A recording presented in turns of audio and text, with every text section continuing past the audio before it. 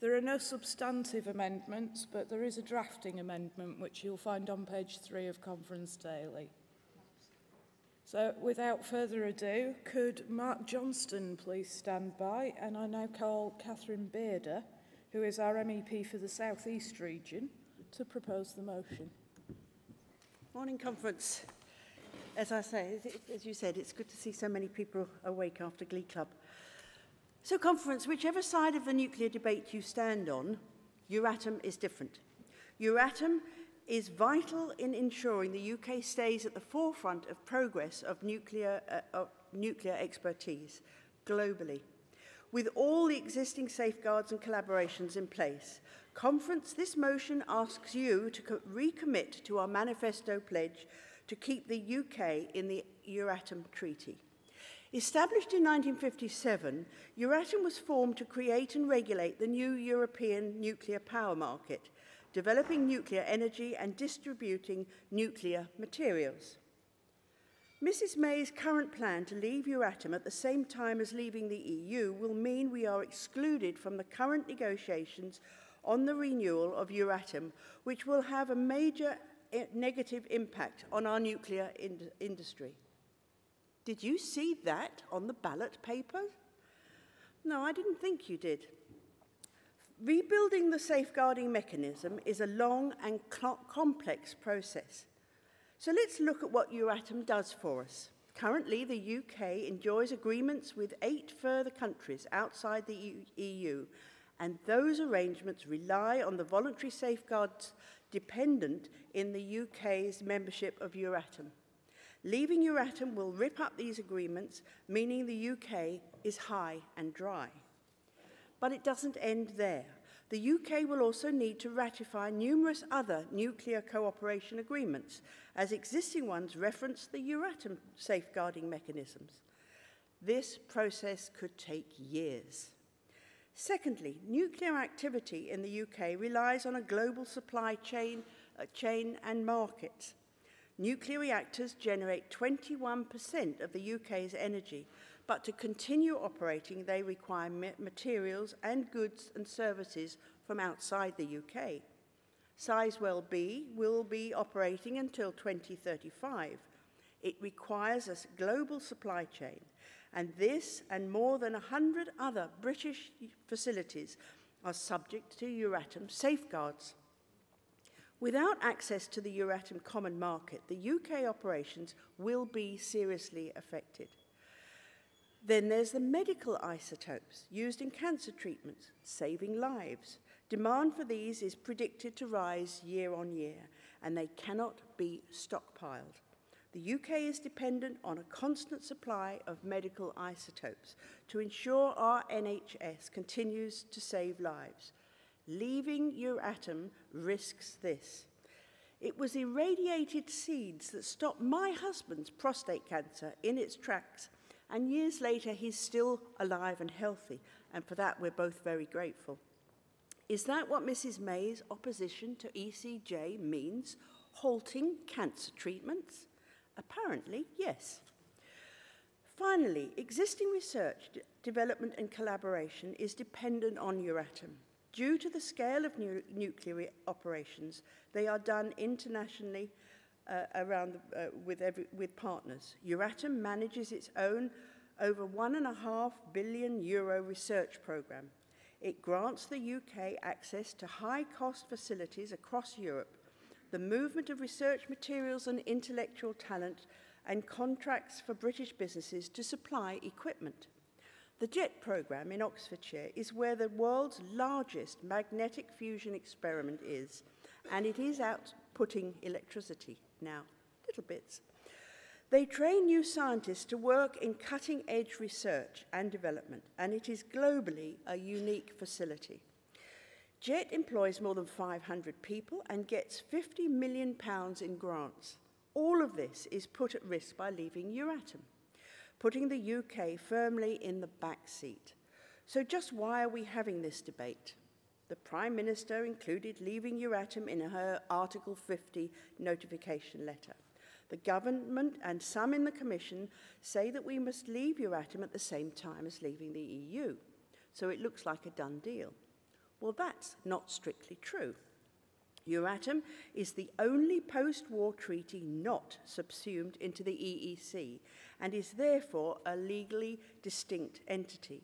It's the Prime Minister's personal disdain for the ECJ that's driving her decision, despite the fact that the European Court has very limited jurisdiction in this case.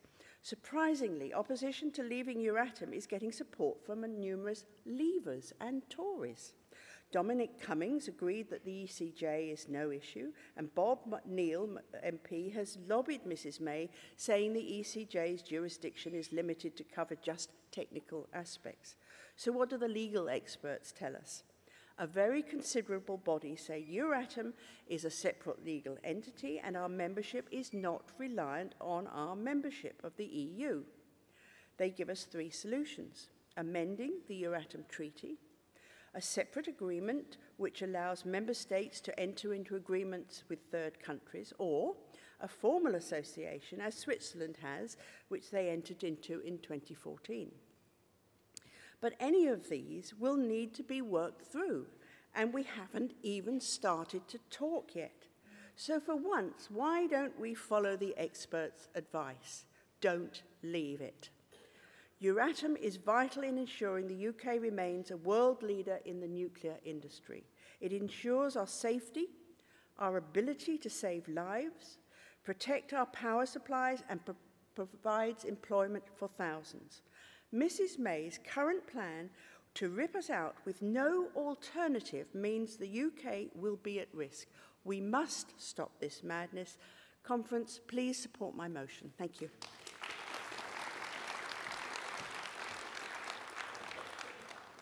Thank you, Catherine. Would Steve Bolter please stand by? And I now call Mark Johnston from Reigate, who wishes to speak against the motion as a whole and is a first-time speaker at conference.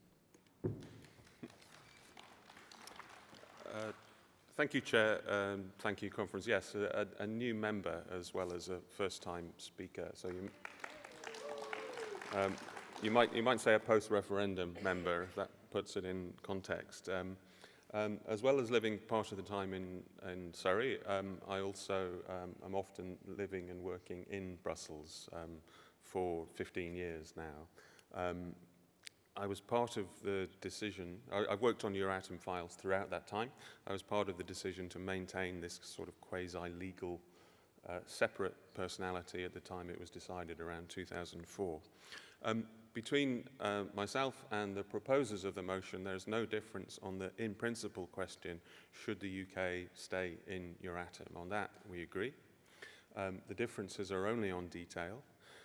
I think if I were not a new member, some of the differences of detail could have been resolved behind the scenes, and I wouldn't be speaking in the same way now. But this, in all of the circumstances, seemed the best way forward. I have three main points. The first is, essentially, and it's the main point, the UK membership of Euratom and the UK membership of the EU in general, for legal and political reasons, cannot be treated separately. If we want to stay in one, we have to stay in both, and I think that should be reflected in our strategy in terms of how we go forward. Is Euratom and all of the issues that it entails a good tactic, a good stick to put pressure on the government in London? Yes, indeed it is.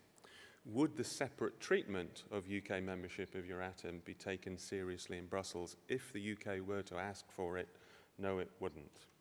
So on the joint treatment, as it stands, the government line is right on that. My second point is, if you look at Euratom, it's based altogether on 10 functional chapters. So Chapter 1, research, all the way through to Chapter 10 on international relations. Each of those chapters works in a different way. I don't want to get into the detail, of course, here, but in terms of understanding particular issues, it matters to look at that chapter and to understand how that chapter works.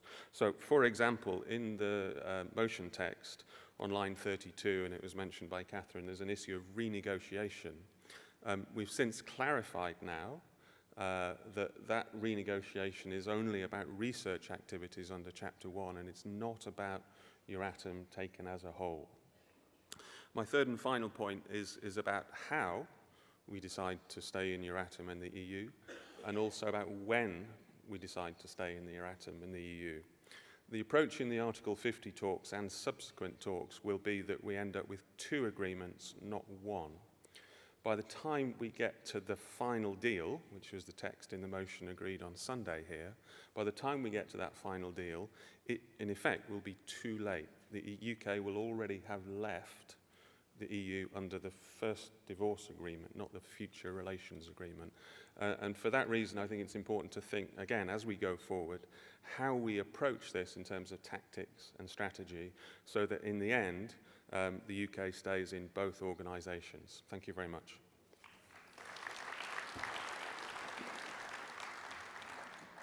Thank you, Mark. Would Ruth Coleman-Taylor please stand by?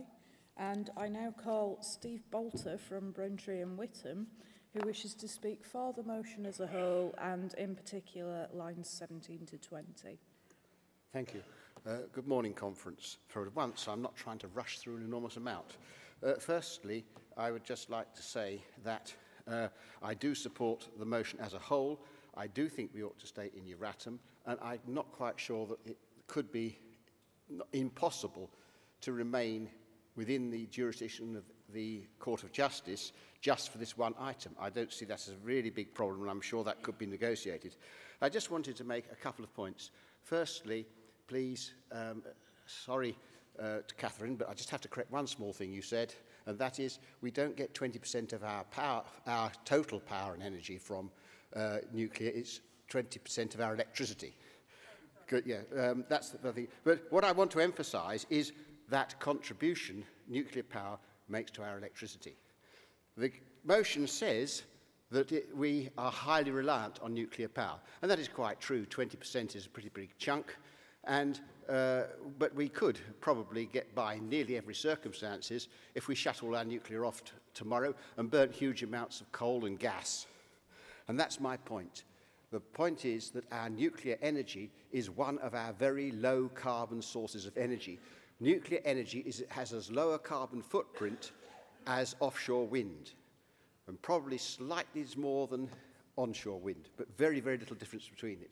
It's very clean, and it is really an essential part of getting towards our target for 50 grams of carbon dioxide per kilowatt hour of electricity generated. And without electricity, we would be without nuclear electricity, we would be burning an awful lot of more fossil fuel for a very, very long time. So please, let's try very, very hard to make sure there is some way we can remain in Euratom and overcome the objection to the European Court being involved in just that one thing. Thank you.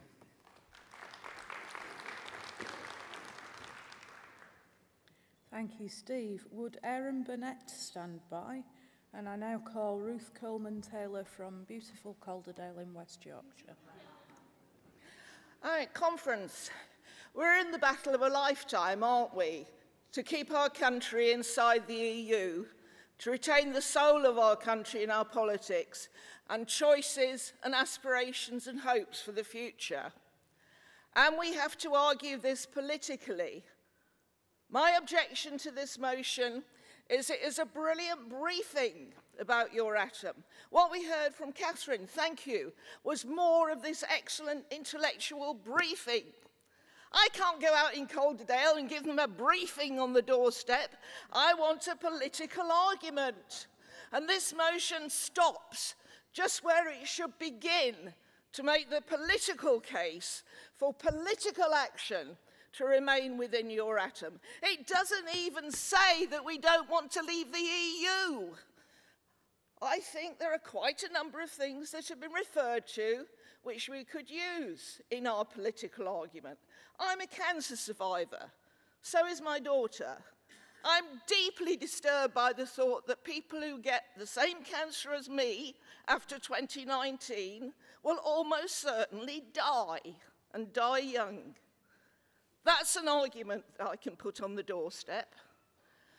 Now, like many of you, I use electricity. Sometimes I use quite a lot of it. I want a continuing supply of electricity.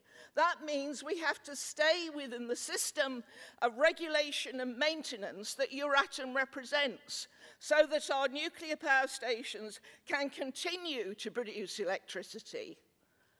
Do you want your lights to go out after 2019? I'm not the world's biggest fan of conventional nuclear power, but as someone with a scientific training, I'm well aware that there are other options and other choices for the future. If we come out of Euratom, if we come out of the EU, we will deny our scientists the chance to participate in research in the future of nuclear power. And I'm certainly convinced that we should be taking the opportunity to develop fusion power rather than fission power, a much cleaner technology, something which may give us real choices about using nuclear power long term. Now, I'm sure we could put a longer list than this, but why are we talking briefings when the very existence of our political entity, the very existence of the kind of country we want to live in, is under threat? Briefings are great, but now is the time for politics.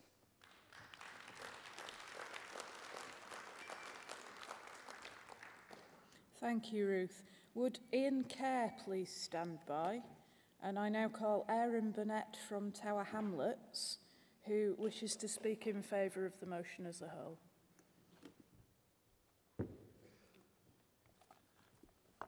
Thank you, Conference. I speak to you today for the first time, actually, in front of Conference, as a proud Liberal Democrat. And I also speak to you today having recently completed a Master in International Security with a focus in nuclear non-proliferation, alongside a previous degree that I have in European governance. And it is from these areas of expertise that I strongly, in the strongest possible terms, encourage you to support this motion. If indeed I have any criticisms of this motion at all, it is that it isn't explicit enough in its text about what leaving Euratom, sometimes what we in the nerdy specialist world call Brexatom, yes, this is a term that is used, actually means for cancer patients in Britain. This country relies on other Euratom countries for over 80% of its medical isotopes. And because these isotopes have such short half-lives, they cannot be stockpiled for very long. Conference, as one of our local members in Tower Hamlets put it, an NHS radiographer no less, she said, "Aaron, if Brexatom happens, people will die." The rigid Tory stance over the ECJ is putting lives at risk, and that is something, Liberal Democrats, that we must condemn in the strongest possible terms by passing this motion today. Secondly, I'd like to draw very quickly Conference's attention to the current legal questions and some ambiguities that surround Brexatom. Theresa May's Article 50 letter from March of this year contained not one withdrawal notification, but two, and there is still a legal debate as to what kind of precedent reversing Brexatom would have for legal arguments that the Article 50 letter as a whole, and thus both Brexatom and Brexit, is legally reversible. By passing this motion, we are also, as an extra added sort of side benefit, if you will, making that argument implicitly as a party, that we do believe that the Article 50 letter in its entirety is reversible. We have affirmed our opposition to Brexit at this conference, by whichever way you think that should be done, with the great debate that we had over the amendment in particular. This is easy, I believe, or it should be easy for us as Liberal Democrats. Let's reaffirm our opposition today to a deadly Brexatom. Please support the motion. Thank you.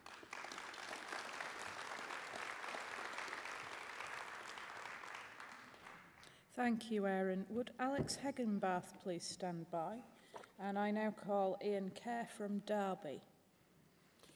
Good morning, Conference. My background in this is that I have worked in nuclear and I'm currently an auditor.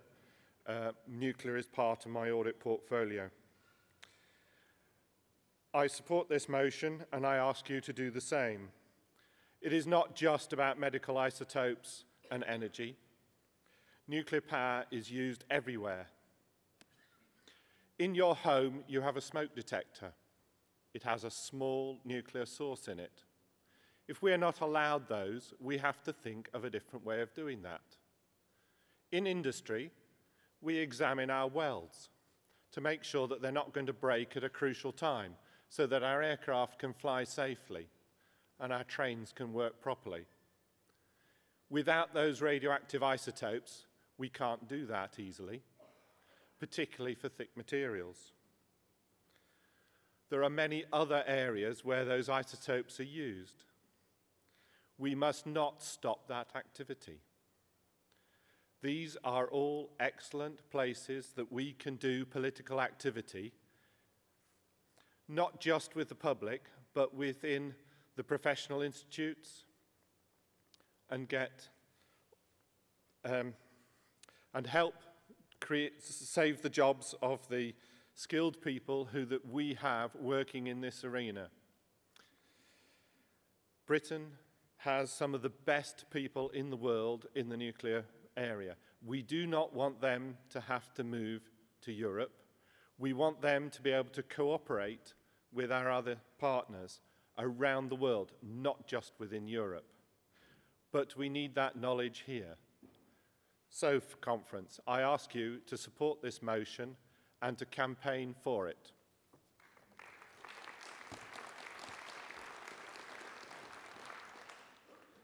Thank you, Ian.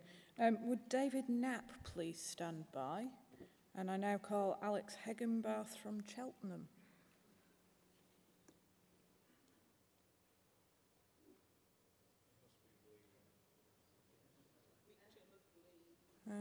It's looking like Alex might not actually be in the room. In which case, is David Knapp ready now?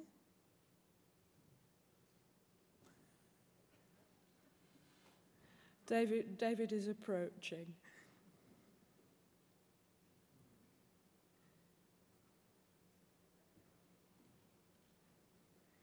So can I ask George Taylor to please stand by? And I now call David Knapp from Warrington, who wishes to speak in favour of the motion as a whole. Hello, conference. At least one thing I can take away from this debate this morning is how to pronounce Euratom, or Euratom. Anyway, this speech has become quite a lot shorter because of, thanks to Catherine and Aaron and Ruth talking about some of the points that I was intending to make, such as the nuclear cooperation agreements, the importance of access to nuclear fuel and to radioactive isotopes. So that simplifies that and makes this a lot easier for you as well. I will pick up, though, on the issue of that Mark Johnston brought up, and that was the legal separation between the European Union and Euratom. According to the Nuclear Industry Association, they are separate entities, and that the triggering of Article 50 has no impact on our membership of Euratom. So, therefore, according to them, there is no legal requirement for the EU to demand our withdrawal from Euratom based on triggering Article 50. But amongst all these technical issues, technical problems created by leaving Euratom, it's easy to forget that this will actually hurt people. I live and work in Warrington. As well as being a rugby league town, it is a nuclear town. The business park where I work started life as an ordnance factory before becoming the centre for civilian nuclear research after the Second World War. And today, this nuclear legacy lives on. By my rough estimation, about half of those who work on this business park, including colleagues of mine, work in the civilian nuclear industry. The fallout from a disorderly withdrawal from Euratom will see people lose their jobs and severely hurt communities reliant on the civilian nuclear industry such as Warrington and the Cumbrian coast.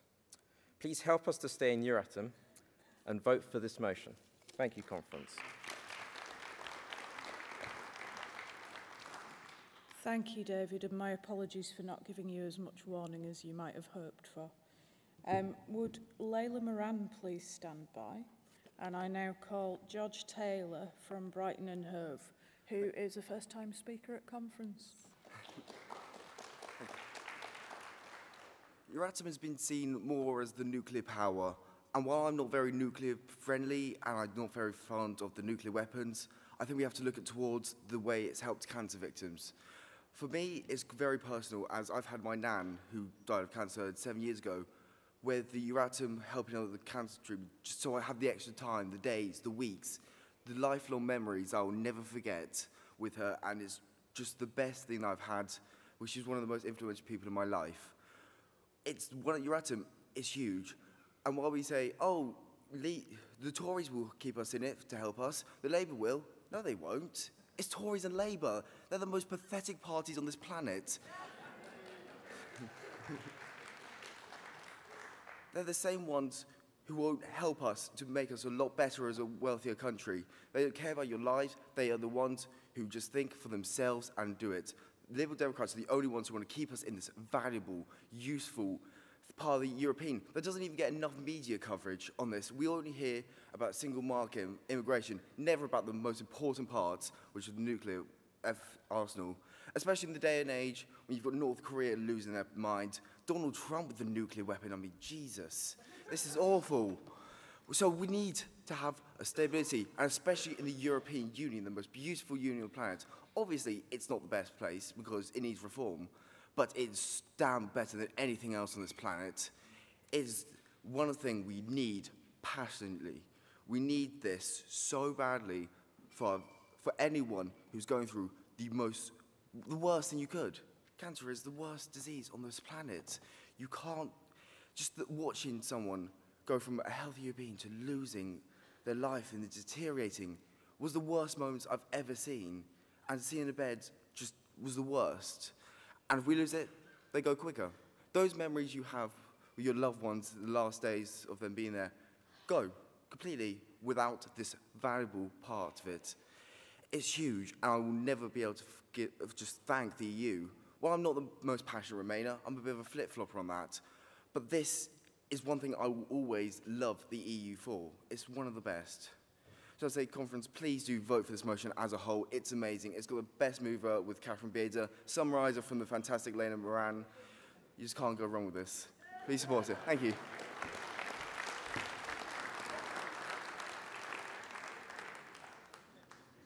Thank you, George. I now call Layla Moran, who is our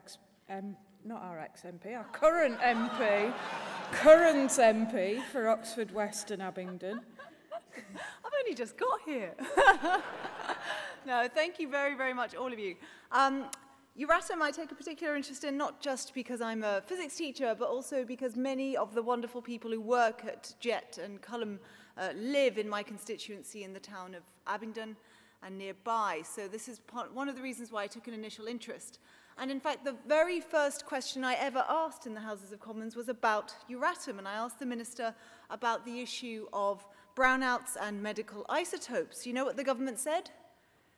Don't worry, it's going to be fine. They're not affected by Euratom. They have now changed their tune.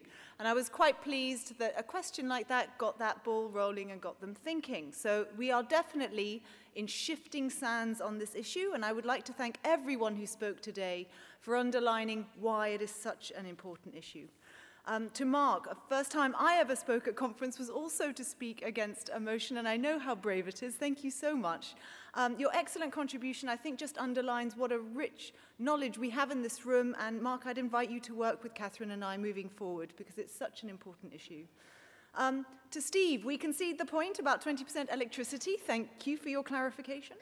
But also for underlying our party's commitment in climate change, which we all agree on absolutely. I should add, this is partly why I am so passionate about JET and fusion technology. The UK is currently a world leader in this field. We've got some of the best minds in the world working on this right here, and that's something else that we're going to lose, is that knowledge base. Ruth, your desire for a clear message, I completely agree with. I hear it loud and clear, and policy will lead to messaging, and you have been heard. Aaron, also a first-time speaker, well done. My take-home was your line, if Brexit happens, people will die. I actually think we need to be speaking in those kinds of terms, and maybe that helps to help Ruth with the message that we can take to the doorsteps on this. Ian pointed out that other places radioisotopes are used and just underlines how important this is as an issue. And David underlined that the NIA are also on our side. I can tell you that we are working closely with them, and yes, this is ultimately also about jobs and prosperity. To Gordon, you told us your story about your nan. And again, these are the kinds of stories we need to be bringing out in this debate and why it's so important. But I disagree with one point. I do think we can work with other MPs from other parties on this. And in the context of a hung parliament, I actually think we are going to get somewhere, but only if we have them come on board. So I'm going to use slightly less strong language with them when I speak to them in the lobbies. So for the sake of our lights, for the sake of our cancer patients, for the sake of the country, please support this motion.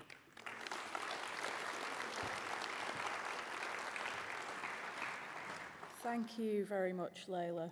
We're now going to move to a vote, and as there are no amendments, we will be just voting on the motion as it stands. If you could have your cards with the voting facing towards me, and you do need to be sitting down in order to vote. So please can I see all those in favour of the motion?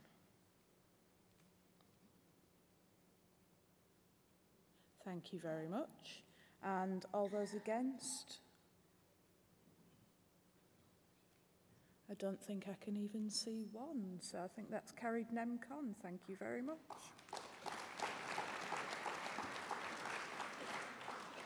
I would like to thank my aides, Victor Chamberlain on stage and Zoe O'Connell in the hall.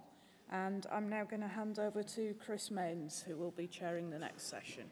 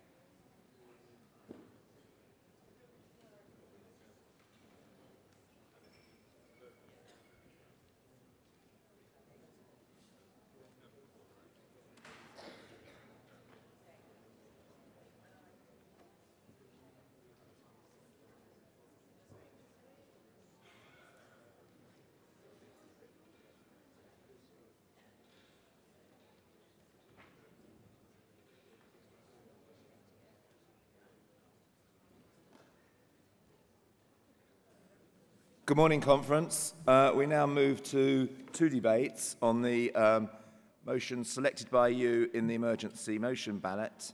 The first one is on the treatment of disabled people, and the second one is on the recruitment and retention of teachers.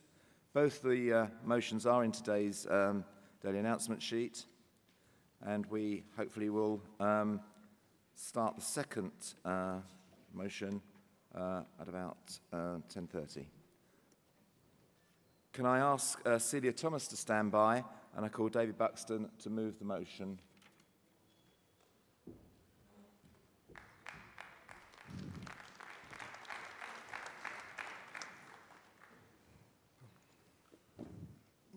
Good morning. So I've got an interpreter who's voicing over for me. She is female, so it's going to be odd. Okay. So, Conference, before I move the motion, I'd just like to say that this month is actually the 25th anniversary of the Liberal Democrats Disability Association, LDDA, which I co-founded after I was Paddy Ashdown's Special Advisor on disability issues. And I'd like to take this opportunity to thank Lord Ashdown for his enormous support in setting up LDDA.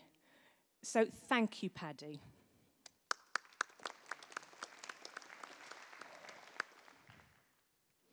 So why are we debating this important emergency motion? Simply that this party must change, own, and make clear its future direction on deaf and disability issues.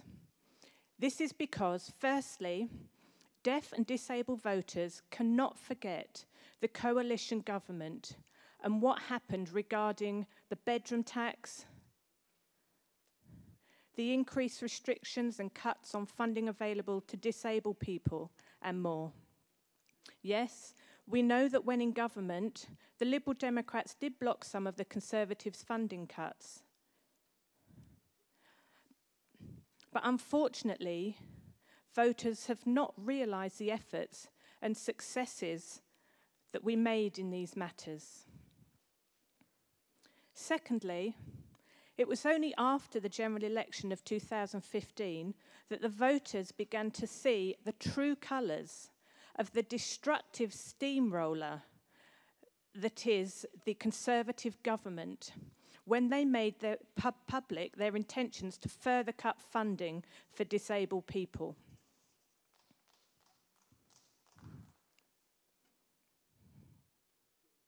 Thirdly, you've read in the motion about the representations by deaf and disabled people's organisations to the United Nations Committee on the Rights of Persons with Disabilities, UNCRPD. Last year, a team was sent from the UN to investigate the UK government treatment of deaf and disabled people, the outcome of which was a report with a list of recommendations to the UK government, citing their grave, systemic violations of the rights of persons with disabilities. The government's position was to prevaricate, obstruct, and mislead the UNCRPD committee. Now, its position is to be scathingly dismissive of the report. It cannot be allowed to continue to shirk its responsibilities. Fourthly, the House of Lords Select Committee produced 55 key recommendations to the government to strengthen the Equality Act 2010. The government's response has been to ignore these, sweeping them under the carpet.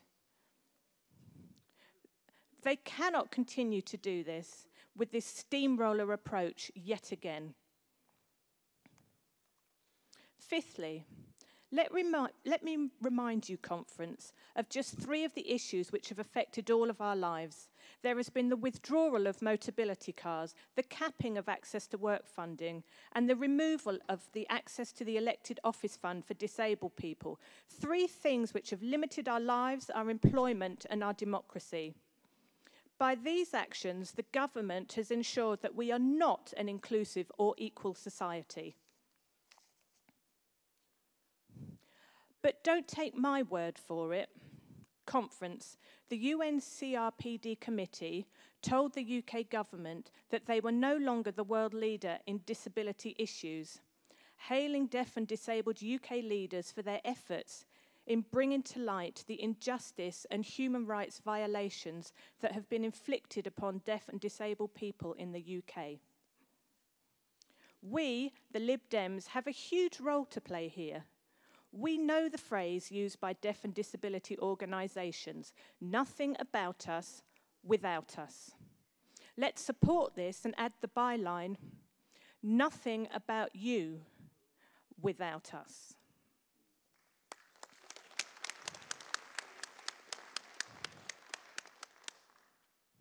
Voting for the motion will ensure the Liberal Democrats is a party that makes and wants the UK to be a more inclusive and accessible society through the adoption of sign language rights and access rights.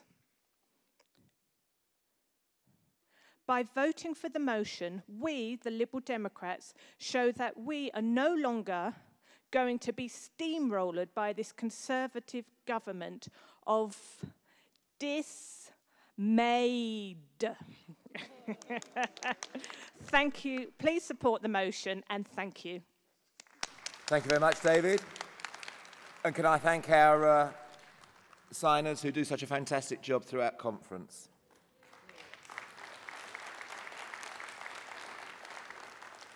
Can I ask David Chalmers to stand by, and he will be followed by Evan Mortimer. Now it gives me pleasure to call Baroness Thomas, our disability spokesman in the House of Lords.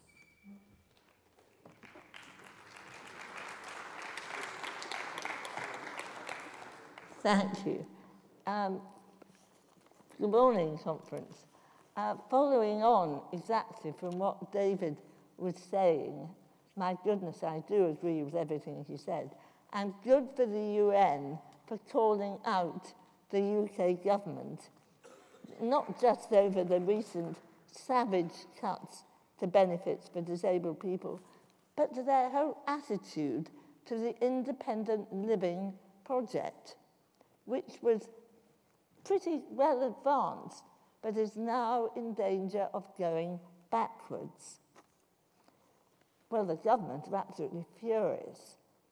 But where were leaders? Were at the forefront? No, not anymore. But they should be.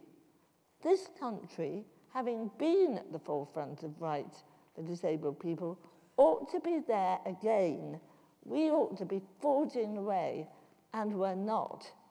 We're trying, some of us, to drag the government kicking and screaming to do the right thing. But my goodness, it's an uphill task. We've had cuts to housing benefit, PIP, ESA, care, and the inadequate access to work fund that David mentioned. And he mentioned the lack of progress in even re-establishing the fund to help disabled people seek elected office.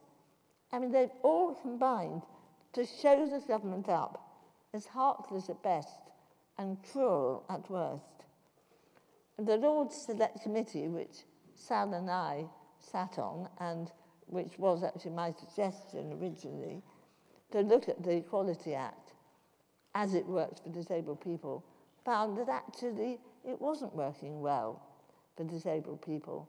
And we suggested, as the motion says, over 55 recommendations, and most of them wouldn't cost anything. But oh no, the government's not doing it. Really. Oh, they might do something about taxis, if we're lucky, out of London. It's not good enough. So I shall continue to try to help people being reassessed from DLA to PIP, particularly not to lose their Motability cards. And if you ever get called to help these people, say they've got to remember the reliability criteria. So a lot of people ought to be able to keep their cards and not have to give them back at the end of the period. So there is a lot of work to do, and I'm also trying to get the government to reform the work capability assessment, which is often very bad for disabled people. So there's a lot to do that we're trying to get the government to do, but my goodness, it's an uphill task. Thank you. Thank you very much, Celia.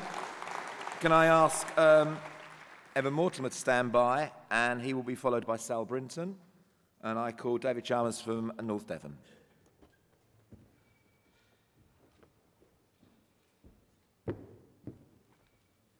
Good morning, conference. It's my first time to be addressing you. And I'm really honoured to be actually speaking on this issue, because it is something which over the last year I've really become aware of the challenges and the treatment that our disabled colleagues in our society are having to suffer every day. The United Nations report basically highlighted something that we should have been aware of for the last year.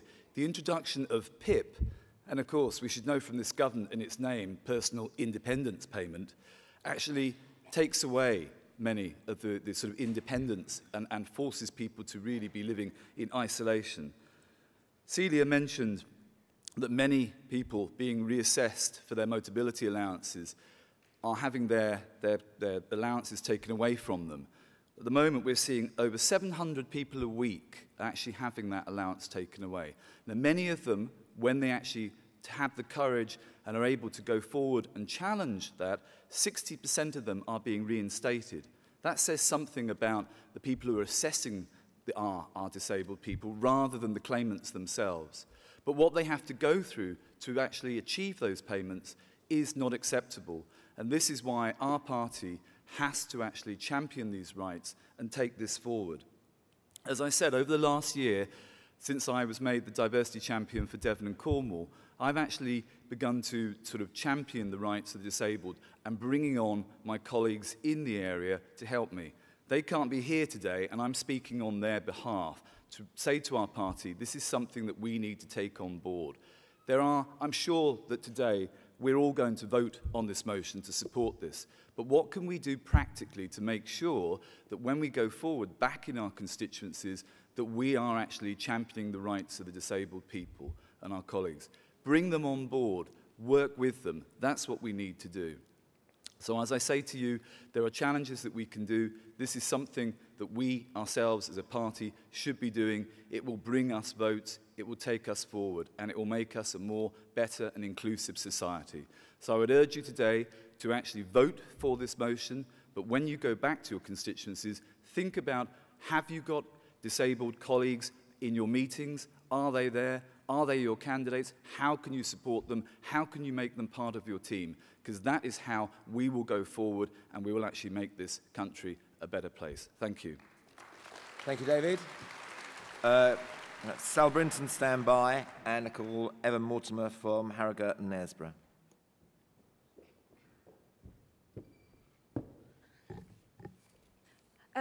Good morning, conference.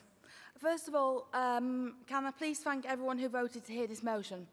Too many disabled people are suffering, but all too often they get ignored, or worse, accused of being scroungers. It's that false narrative, pushed over many years by many parts of the media and far too many politicians, that allows the government, the private companies they employ, and parts of the public sector to treat disabled people so appallingly. As an autistic person, it is deeply distressing to hear of the uncertainty and fear of many fellow disabled people and hear how it damages their health, often especially their mental health. I'm lucky that my parents have been able to support me so that I've been able to avoid a job centre, but many folks do not have that privilege. Hearing of attitudes from the job centre not accepting what people aren't able to do, and of people unable to work being subjected to repeated assessments which often result in outright lies being told in reports to deny them benefits. I get so angry that the government is doing this, and worse, that society allows them to get away with it. In many ways, what the government is doing is a reflection of society's indifference to disabled people. Accessibility is not often properly understood by people who aren't disabled. All too often, disabled people are told the venue is accessible and then find out it's anything but. I personally witnessed this in April at, of all events, the NUS Disabled Students' Conference. Accessible rooms had steps in the bathroom as tall as 50p coins. The lifts were too few and unreliable, and dietary requirements weren't adequately met. And this was an event specifically for disabled people. So society has many problems, but the government should be challenging these, not reinforcing them and making things worse. Worst of all, many of those affected are multiply marginalised. I'm non-binary, and I've heard of folks who face transphobia in the assessment process, as well as all the usual hostility all disabled folks face. I'd like to end on a personal note with a thank you to a dear friend. Not a Lib Dem, but, you know. Christine, without you, I wouldn't have accepted myself as I am, and I wouldn't have done so much, including standing here making my first speech at a conference. I hope I can show you this online later. And to anyone else who, like I did, sees being autistic as a negative, it isn't. We are who we are, but society, and yes, the government, can screw our heads and make us see ourselves as less. We're not. Be who you are and put two fingers up to those who can't see our worth.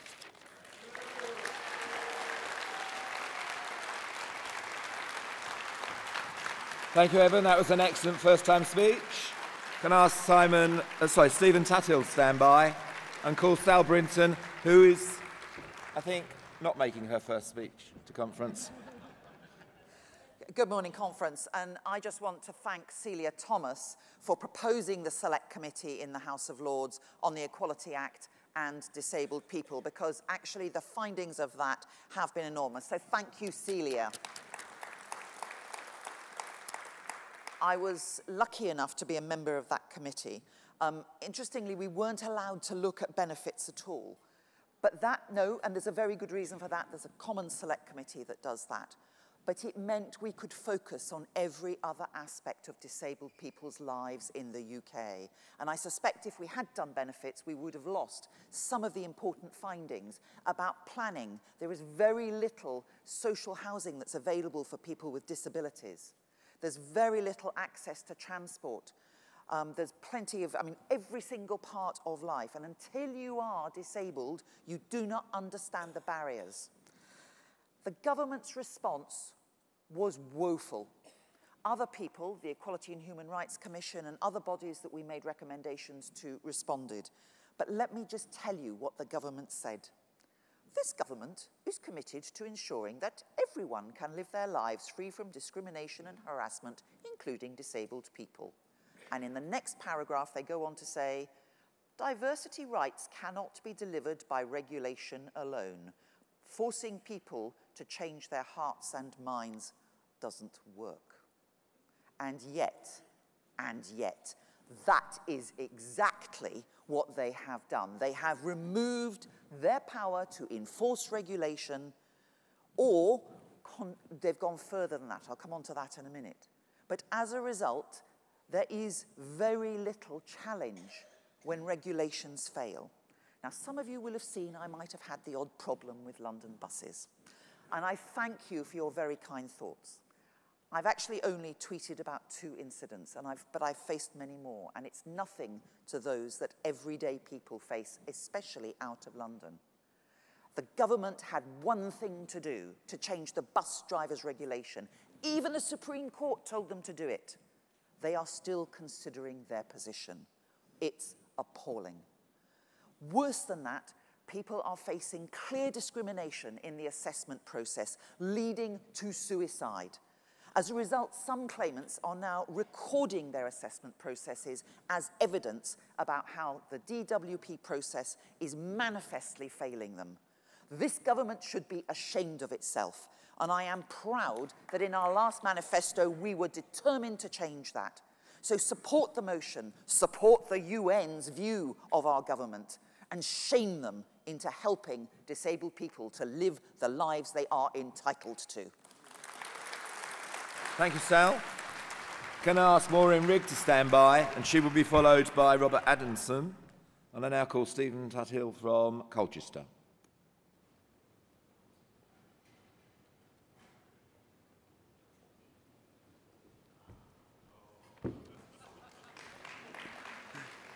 Thank you, Conference.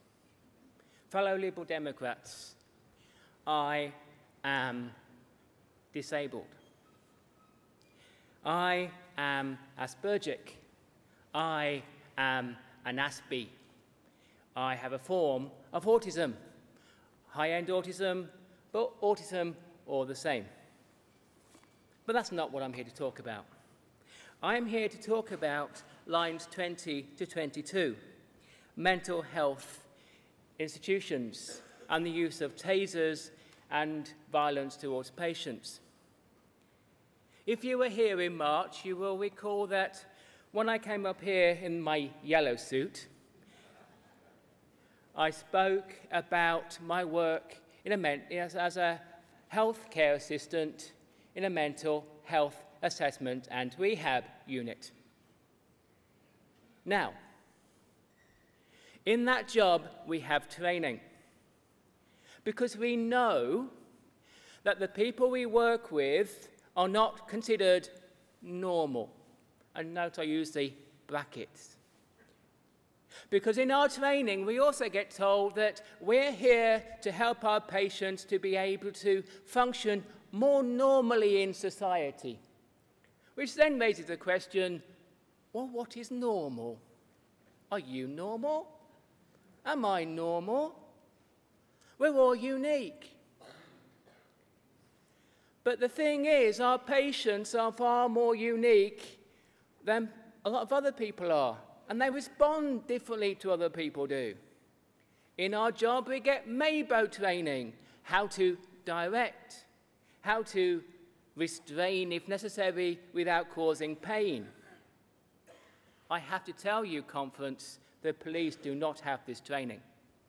In fact, us healthcare assistants or care support workers are far more qualified to deal with the mental health patients than the police are. So if the police are called to mental health assessment unit, they are on the back foot.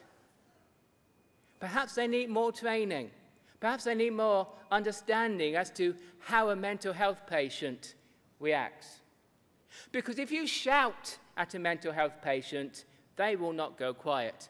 They will get aggressive or bristle or come towards you. Keep calm and carry on. It's not just a motto from the wall. It's a motto that we use in mental health every day. Because we have to be calm and considered and relaxed, even when we've got somebody coming at us that's really aggressive. Because our job is to calm them down, direct them, redirect them, remove the issue out the way. Conference, I understand that the police may get persecuted when they get called in, but please understand, we healthcare professionals are the ones who really know what's going on. And perhaps we need more training, perhaps the police need more training. But overall, please support this motion. It's a start. Let's make it a start, and let's move on, and let's progress, and let's make a difference for people with disability, mental or otherwise, in this country today. Thank you. Thank you, Stephen. Can I ask Robert Adamson to stand by, and I call Maureen Rigg from Stockton.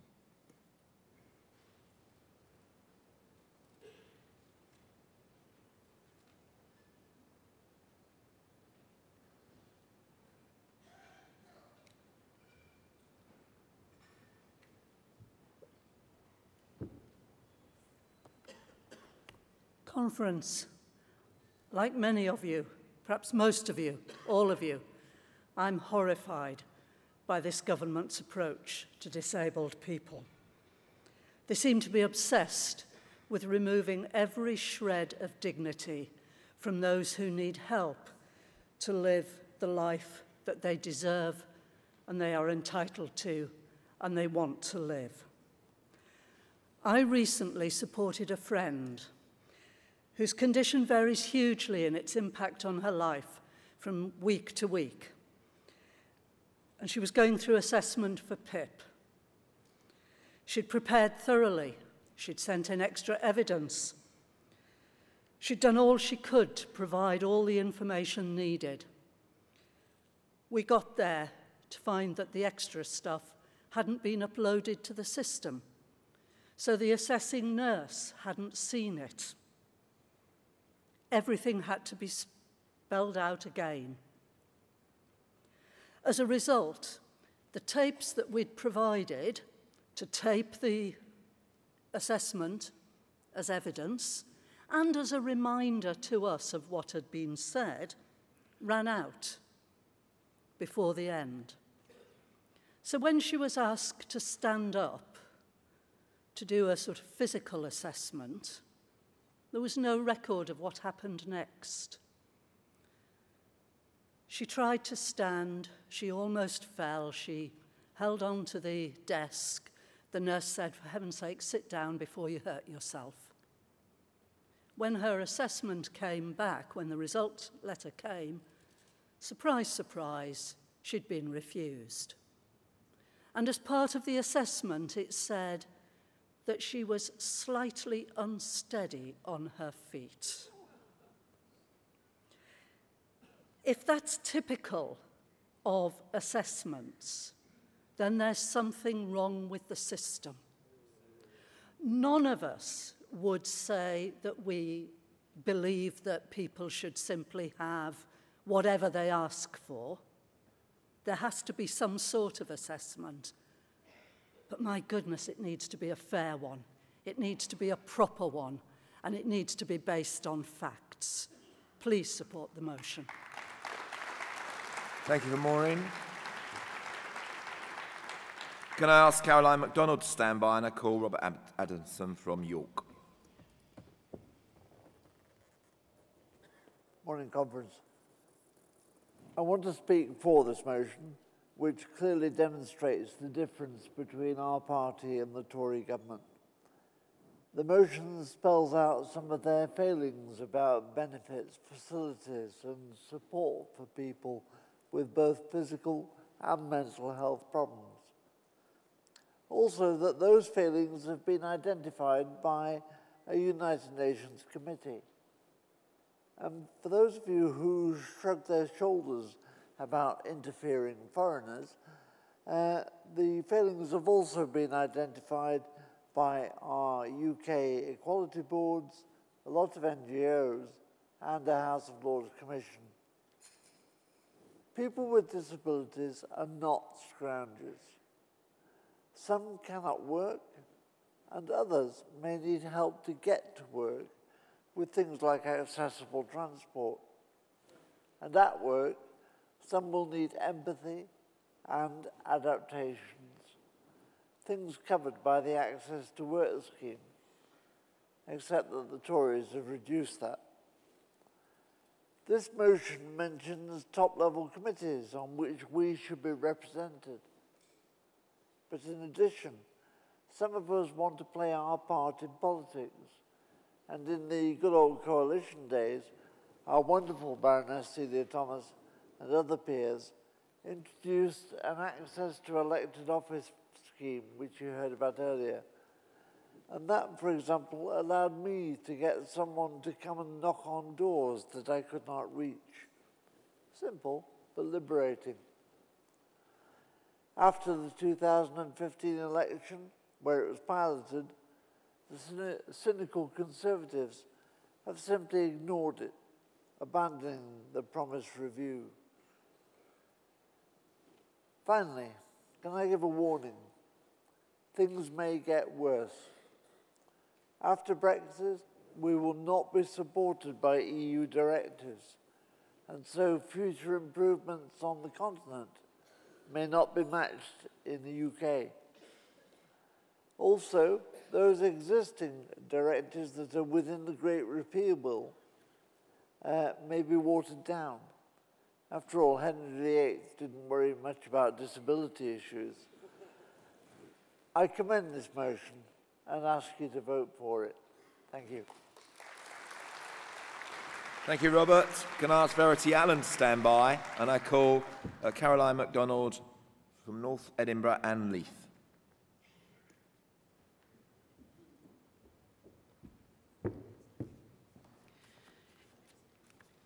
Good morning, Conference. I joined the party 6 months ago, and this is my first time speaking at my first conference. I want to speak for this motion because I am a nurse, I'm a member of the LDDA, and I have hidden disabilities that, as it would take 3 blog posts to explain, well, we'll leave them for another time. The government has been rightly criticised by the United Nations for its appalling attack on the human rights of my community. We have a Prime Minister who did not know the difference between a mental health condition and intellectual and learning disabilities. As Jeremy Corbyn continually tells us it's all about the many, not the few, forgive me if I do not believe that the Tories or Labour have the interests of my community or our best, or basically consider our needs to be a priority. You can be born or you can become disabled, and it can happen to anyone at any time. It is life-changing in some circumstances. I can tell you my experience is that it can be painful. It can be deeply stressful, very distressing, and downright infuriating, especially when people are telling you to move on the bus or that the toilet in front of you is for disabled people. The Independent Living Fund, its funding being moved obviously to local councils, has seen a real level dropping, in fact, of support for many people. Changes to mobility allowance criteria may essentially serve to trap people in their homes. And just yesterday, I found out a project helping people like me back into work is under threat as some of the money it gets comes from the EU Social Fund. There is a lack of accessible housing, and I know of stories where people who need support and education are simply not getting it. Free travel is sometimes not available for those on a free pass until 9:30. That's tremendously helpful if you start work at 9. I know people, obviously like our president, who's been denied access to buses, and I'm sure we've all heard the awful stories in the press of people who've soiled themselves on trains because they haven't had access to an accessible toilet. We are painted as scroungers, as cheats. There is real ignorance and prejudice, and there is a lack of knowledge and understanding about the conditions we live with and basically the pain that we have to undergo. Public money is often wasted unnecessarily in so many appeals that are being upheld as a result of a PIP process that is not fit for purpose. No political party is taking on the government. We need you to help us.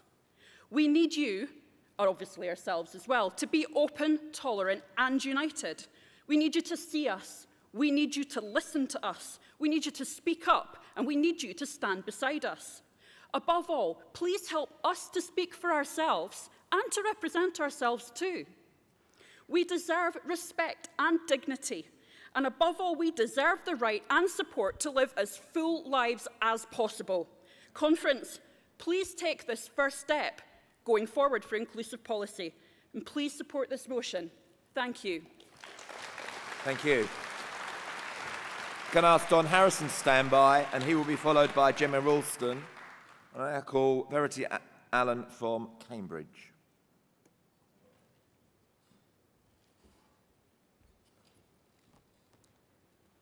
Thank you, Conference. The fact that we have to have this debate at all is a disgrace. It's a disgrace that we as Liberal Democrats are also partially responsible for, as the proposer of this motion noted. When in coalition government, some of our MPs voted for the austerity measures, including the bedroom tax, that have had such dreadful impacts upon disabled people. I would like to commend our members in the House of Lords who have done so much for us. I am very, very proud of their work. However, we must do more. I have a long-standing mental health condition. I have a tiny fear in the back of my mind. At the moment, my employer is wonderful. They're very considerate. When I need it, they have been very accommodating, as they should be by law. However, many of my friends have suffered forced treatment, something that personally I'm terrified of.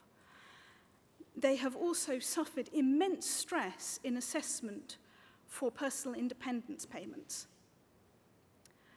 And those of them that would need support workers to be here at conference and do things like that are finding that their support is cut. Now, obviously it is a privilege to speak at conference, but it should be that any of our disabled members should be able to be here, and I'm afraid that at the moment many of them may not be able to. It is a long-standing Liberal tradition to be in favour of the welfare state. We shouldn't be afraid of our welfare. We should have it there as a reassurance at the back of our minds, so that should we lose our jobs, should we suffer some kind of disabling accident, or acquire a mental health condition later in life, that the system should be there to support us. It is disgraceful that we have to have this debate, and we should now take this as a rallying call to go forward and fight for disabled rights for all disabled people in this country and beyond. Conference, I urge you to support the motion. Thank you very much. Will Gemma Ralston please stand by, and I call Don Harrison from East Cambridge.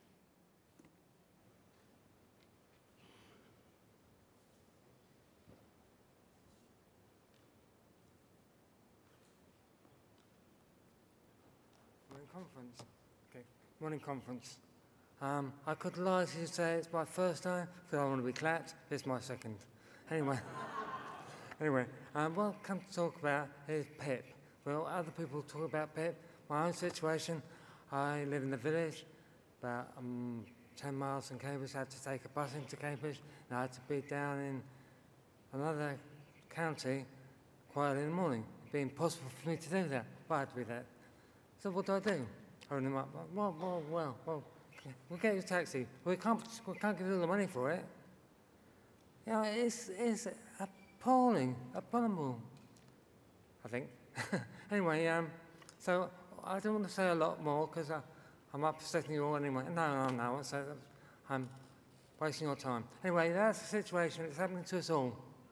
And what are we going to do about it? Will anything happen about it? We're just a small party, but we've got a big heart. Thank you.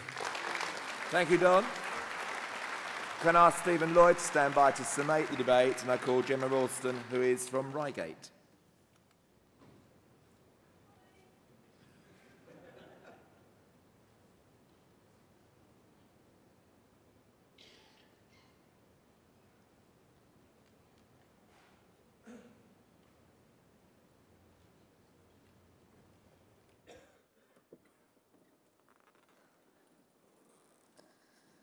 Morning, and thanks for being here. I'm a disabled person and a carer. I have seen the mess, the benefit system that has seriously hurt disabled people and carers. If you cut a person's disability benefit to nothing or say that they don't need it anymore, you also hit the carer because they can't get carer's allowance if the cared for doesn't get the right disability benefit. By having a regime that means that the rejection rate for mandatory reconsiderations for ESA is at least 80%, you put the disabled person and the carer under more stress and worry than they actually need to be in. Social care cuts mean that the disabled haven't got the freedom with direct payments, have reduced the chances of volunteering if, say, there are hubs, like there are in some places in Surrey. You know, the place that wanted to increase council tax by 35%? Yeah, that's where I unfortunately live. And they're taking away the power that hubs have given disabled people and carers. They've got less chance to get support from others apart from their families. And those who are in moderate needs are ignored and left to dry.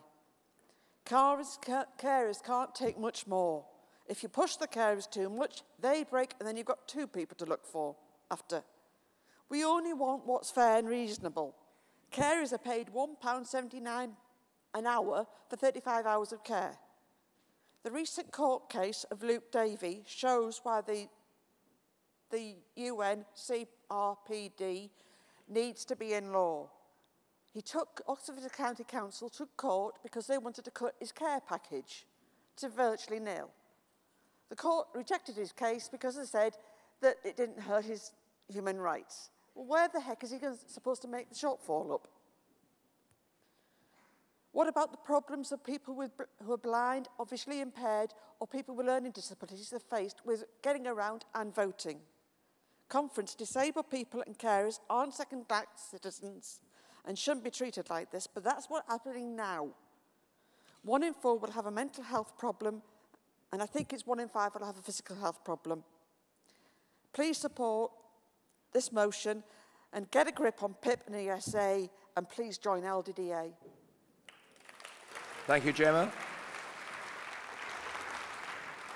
It now gives me pleasure to call Stephen Lloyd, our newly re-elected Member of Parliament for Eastbourne.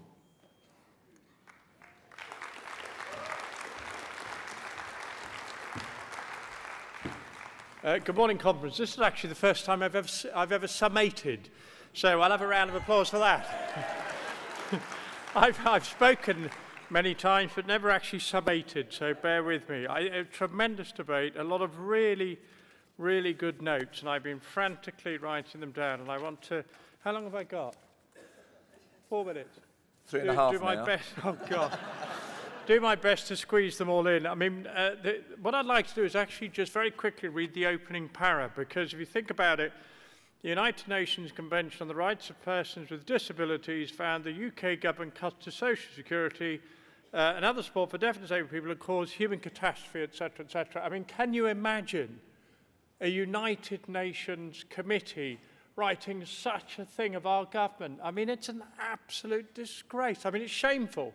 It's actually shameful that the UK government, of which represents us, could be written off by the UN in such a way. I just cannot believe in a million years that the likes of Churchill or Attlee or what have you at the end of the Second World War would ever think that our government would be criticised in such a way. And it just shows just how utterly appalling this government is on disability, and it was worth talking about.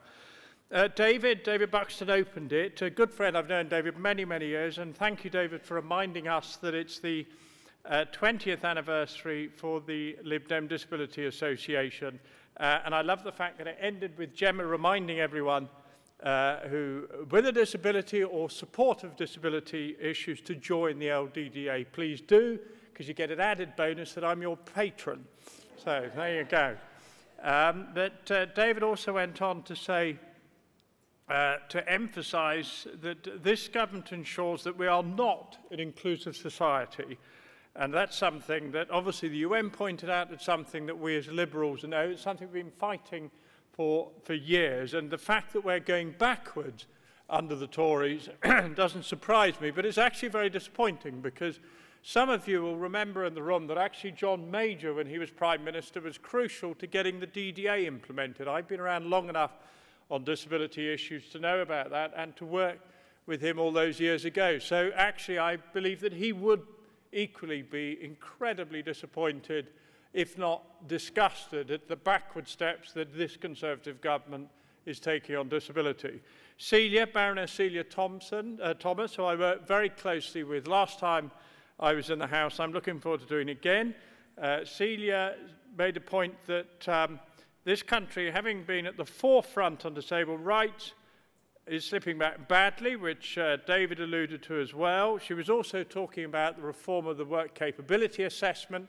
There was actually some good work done on that by the coalition after the first couple of years, because we then, it was a we had inherited Labour's WCA. It wasn't fit for purpose. Some improvements were made, but unfortunately I see they've slipped back again over the last few years. David Chalmers talking about 700 people a week losing their mobility allowance, but making a very important point that 60% win them back, which effectively means that there's something not fit for purpose with the process.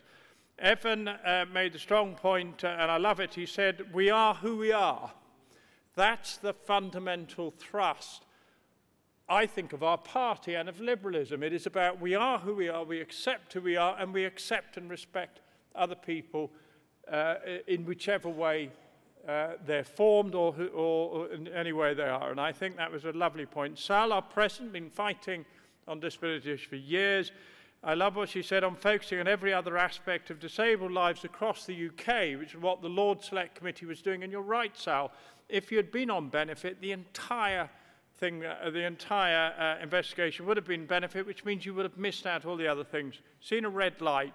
There are many, many other people who have spoken. I'm going to try and find one line that I'd like to just end with if I can. Love it. Caroline.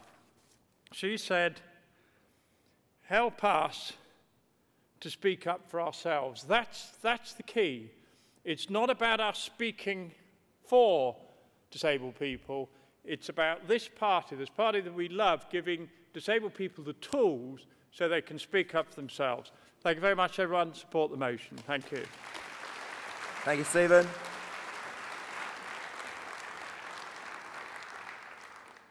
We're now going to move to a vote on F31A, the motion United Government's treatment of disabled people.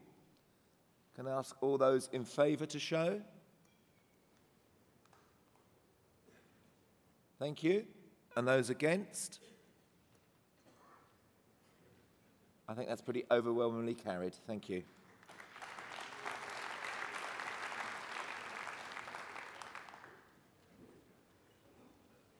We're now moving to the second emergency motion, the recruitment and retention of teachers.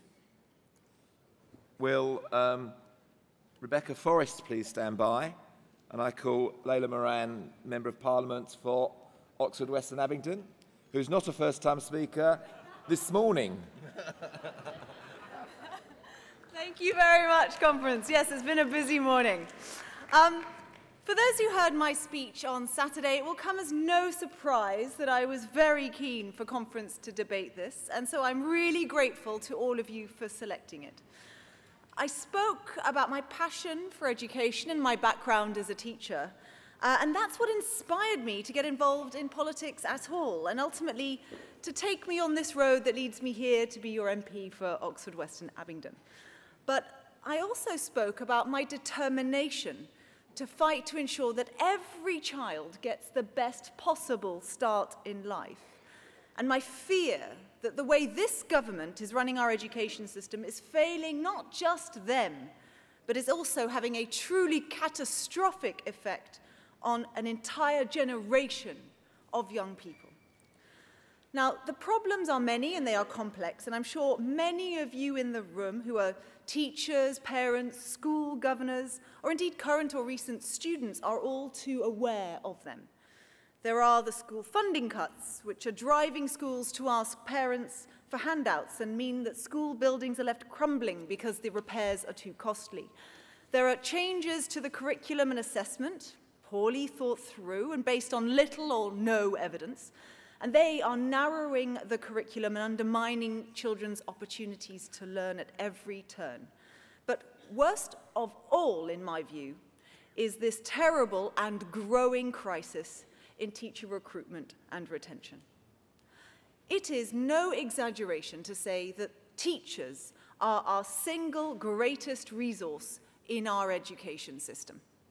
And to every single, thank you, and to every single teacher out there, I'd like to say thank you for the work that you do.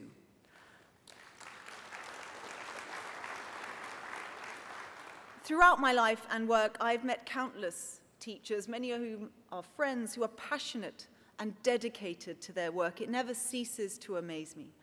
Teaching is not something, trust me, that you do for the money. For the vast, vast majority, it is a true vocation, one of the last left.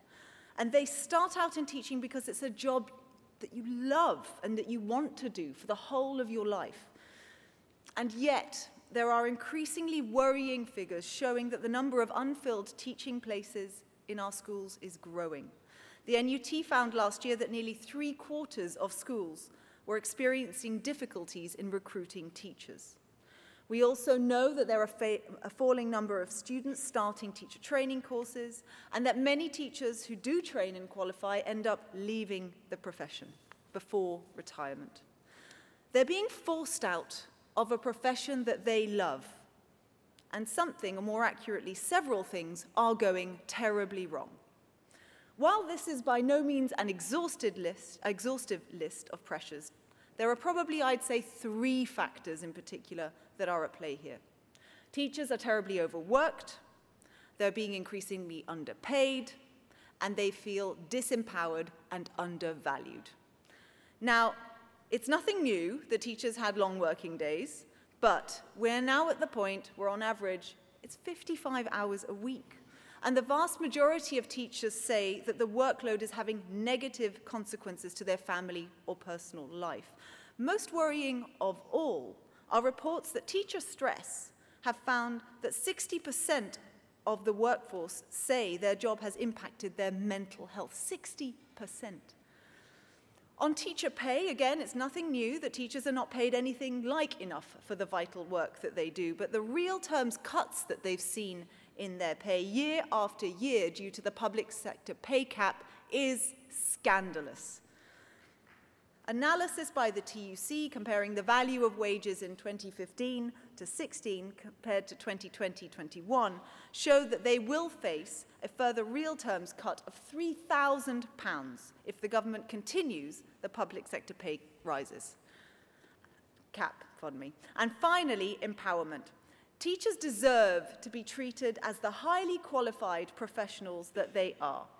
It is an art form, but it's been hampered far too long by an obsession in our education system with league tables and inspections. Too often, Teachers are having to spend their whole time marking lessons in line with overly prescriptive guidelines and updating lesson plans to reflect curriculum changes handed down from Whitehall, when instead they should be given the freedom to develop their ideas and deliver truly inspiring and engaging lessons that we know every child deserves.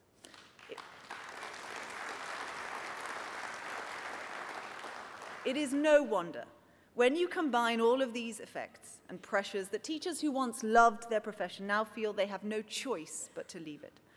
It is tragic for those individuals, and make no mistake, it is a looming disaster for our schools and our children. I look forward to this debate, and I urge you to support the motion. Thank you. Thank you very much, Leila. Can I ask John Howson to stand by? And I call Rebecca Forrest, who is our parliamentary candidate in Bolton West.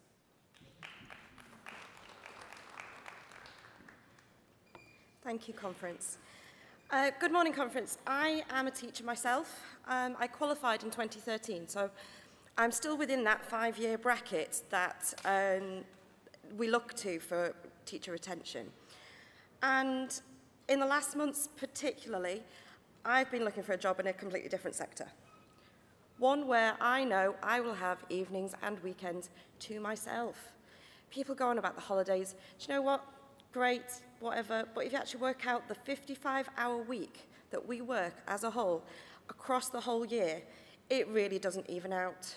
It really doesn't. Looking for a job outside of the sector, I didn't do it lightly. It was just that work balance I was looking for. I love teaching. The look you can get on kids' faces when you see that engagement and that light switch on, it is amazing. One of the issues that people often quote back at me, people who aren't actually involved in teaching, seem to think it's the unnecessary admin involved. And yes, there are elements of that. But the majority of my time is spent on planning good, or hopefully outstanding lessons and marking. Teaching, yes, a good portion of that time as well, when you're actually in the classroom. But the preparation that goes into making those lessons and then actually getting the marking done afterwards is so much more that nobody quite realizes it unless you've done it. I didn't, even when I did shadowing before I undertook it. So I am resourceful, I am a problem solver. I wanted to reduce that 55-hour average working week for myself. So the option to me was to work part-time. But there have been so many issues in actually finding a part-time role. To me, a job share solution would be amazing. But too many head teachers see it as too much of a chore to work out the timetabling. But in my mind, it is, if you help the teachers work the way they want to work, have that work-life balance, they are happier. The children will get happier teachers. They will get more satisfied teachers. They will get teachers who are not tired and therefore not giving them their best. Yes, the children matter, and they, I've been told recently, are the most important thing. But surely equally important is the teachers themselves that have become undervalued, not just by the government, but the head teachers too, in not seeking these solutions that work for everybody. I have experienced teachers this year who have been forced back due to annual review of part-time work into full-time teaching or leave. They did not have that choice. This motion goes some way to addressing these issues. I'm sorry I've run out of time, but I urge you to support that motion so at least we can start making that progress now. Thank you. Thank you very much. Can I ask Catherine Morrish to please come down to the right-hand side of the stage? She will be speaking after Sarah Shreve, who I asked to stand by, and I call John Howson from Banbury.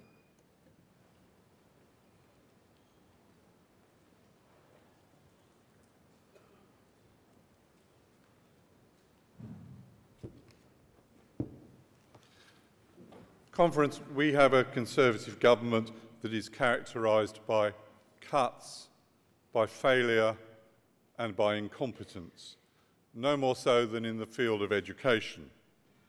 As someone who spent the last 20 years researching the teacher supply issues, I very much welcome this motion because we do have a crisis. We have a crisis because of government failure. And there are three areas, as Layla has said, where we can expect the government to take action: teacher morale, teacher conditions and workload, and teachers' pay. The first costs government nothing. The second, on workload and conditions, will cost something.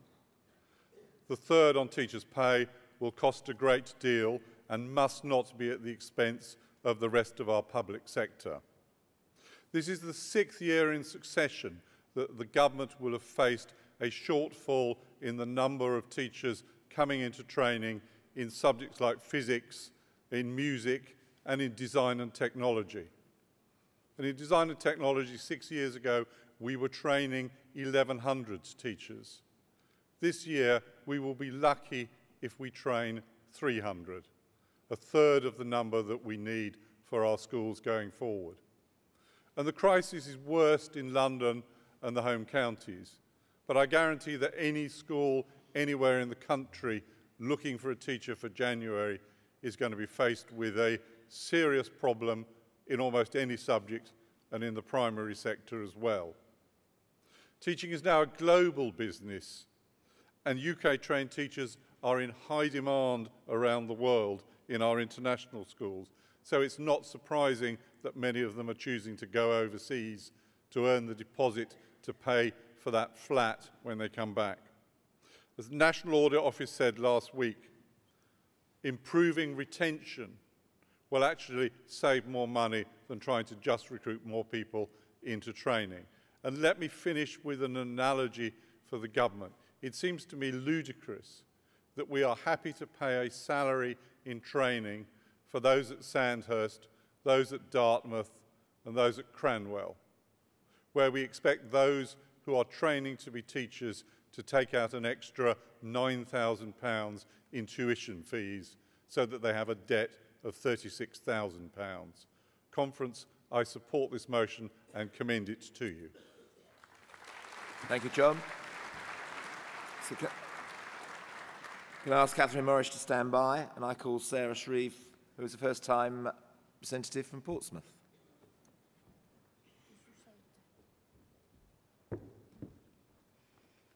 Conference.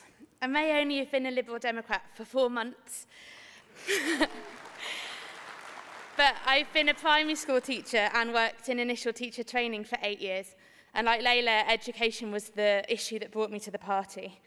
Ironically, I work in teacher recruitment, but it's retention that I really want to talk to you about.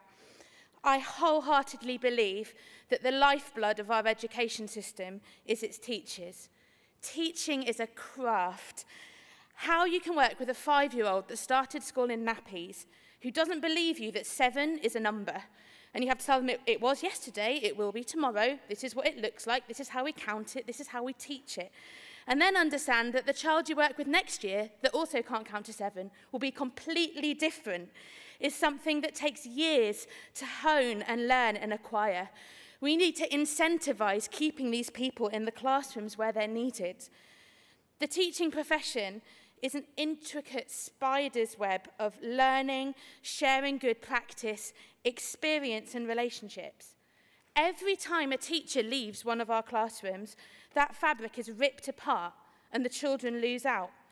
Whether they're the only person in school who can teach you to use the interactive whiteboard, the only MFL teacher that actually knows how to speak German, the colleague that you can go to for a hug and another strategy when little Jeremy's thrown a book at your head for the 3rd time that day. Every loss is a loss of knowledge, pedagogy and skills. And what do we patch these holes with? Supply teachers. Costly supply teachers at £100 or £200 a day, pressurising school budgets which are already stretched to the max. They're well-intentioned supply teachers being asked to cover Spanish when they're a science teacher. But the most jarring part of this for me is that this recruitment and retention crisis has been widely proven to affect rural, coastal and deprived schools the most acutely. So children experiencing deprivation who come into the system 15 months behind their more affluent peers are being met by inconsistent, inexperienced staff who frequently don't last. I've worked with schools that have had 7 supply teachers for one class in the last year. We are making the lottery of birth 100 times worse by our inability to retain qualified, experienced, passionate practitioners who can work with young people and close this attainment gap, which they so desperately need closing. I said earlier that teachers are the lifeblood of the education system, and we are hemorrhaging. We've got to act, and for that reason, please, we need to support our teachers and support this motion. Thank you. Thank you very much, Sarah. Will Claire Young please stand by, and I call Catherine Morris from Arran.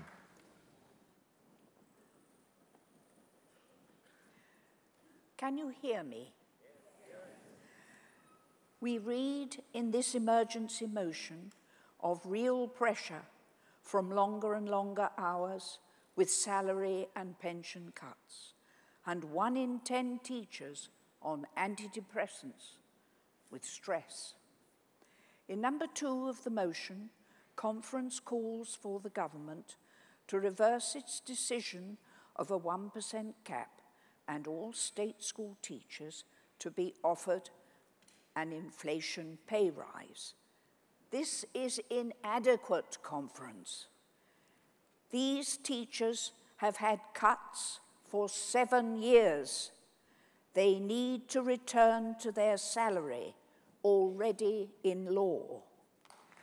We need a strong group to call on Theresa May by appointment to include Kirsty Williams, the Cabinet Secretary for Education in Wales, Leila Moran from Oxford, and all our other MPs, and a good percentage group from the Federal Committee. This group needs to explain to Theresa May how badly her government has treated teachers. It is surely against the law for the government to cut negotiated pay, which has been set by law in the Education Department. Many of us have teachers in our families, and we know what stress they are under. They need fewer than 30 in their classes, with real money from the government for schools. It is my belief it is criminal for ministers to cut previously agreed wages of public servants. Thank you very much, Catherine. Can I ask Charlotte Kane to stand by, and I call Claire Young from South Gloucestershire.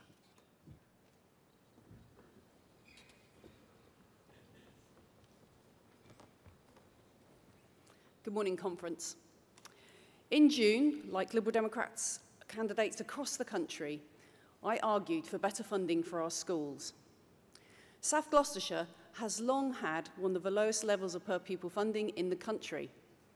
One head told me of his reluctance to speak out publicly about this because of the fear that his school will be perceived to have a problem, frightening parents to send their children and the associated funding elsewhere. But things have got so bad that some have started speaking out. As a parent, I've had a letter from a head teacher setting out the previously unthinkable things that he was having to consider doing in order to balance the books. The school funding crisis is putting our teachers under huge pressure. Huge pressure on senior staff who are struggling with the budgets, huge pressure on our classroom teachers who face larger class sizes, who face the loss of support staff, teaching assistants and specialised services, and who find that the resources being cut to do the job and find their own jobs at risk. Therefore, I'm delighted that this motion commits us to continuing the fight for better funding. Lines 30 to 32 gave me more pause for thought. I know there are some who would say that the best thing you can do for teacher morale is to scrap Ofsted inspections altogether. However, I think there will always be a call for oversight in our schools, and I think it's important that, therefore, what gets measured is the right thing, because what gets measured dictates what gets prioritised. I'm particularly concerned, having seen 2 academies locally go through the rebrokerage process, about the lack of oversight in those schools.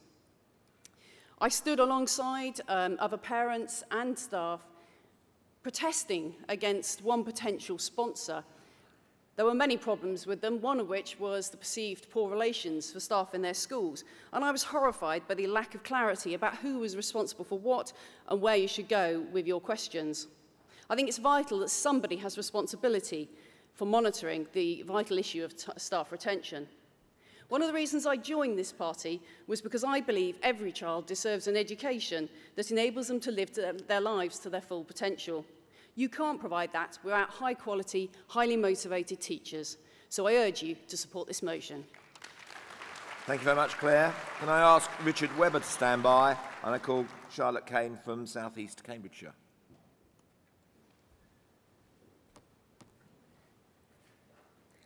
Conference. Recruitment and retention of teachers is a significant problem. Teachers have been devalued by successive governments, browbeaten by Ofsted, and subjected to a pay cap.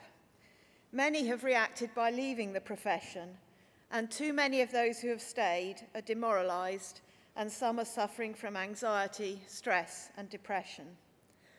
I'm a governor of a small rural primary school. Half of our teachers resigned over the last school year. We lost experience, subject specialists, and respected members of our school community. But that was just the start of our problems. Several of our recruitment adverts attracted no applicants at all. Most attracted just 1 or 2 applicants. We shortlisted them for interview, but a day or 2 before they rang to say they'd been offered another job.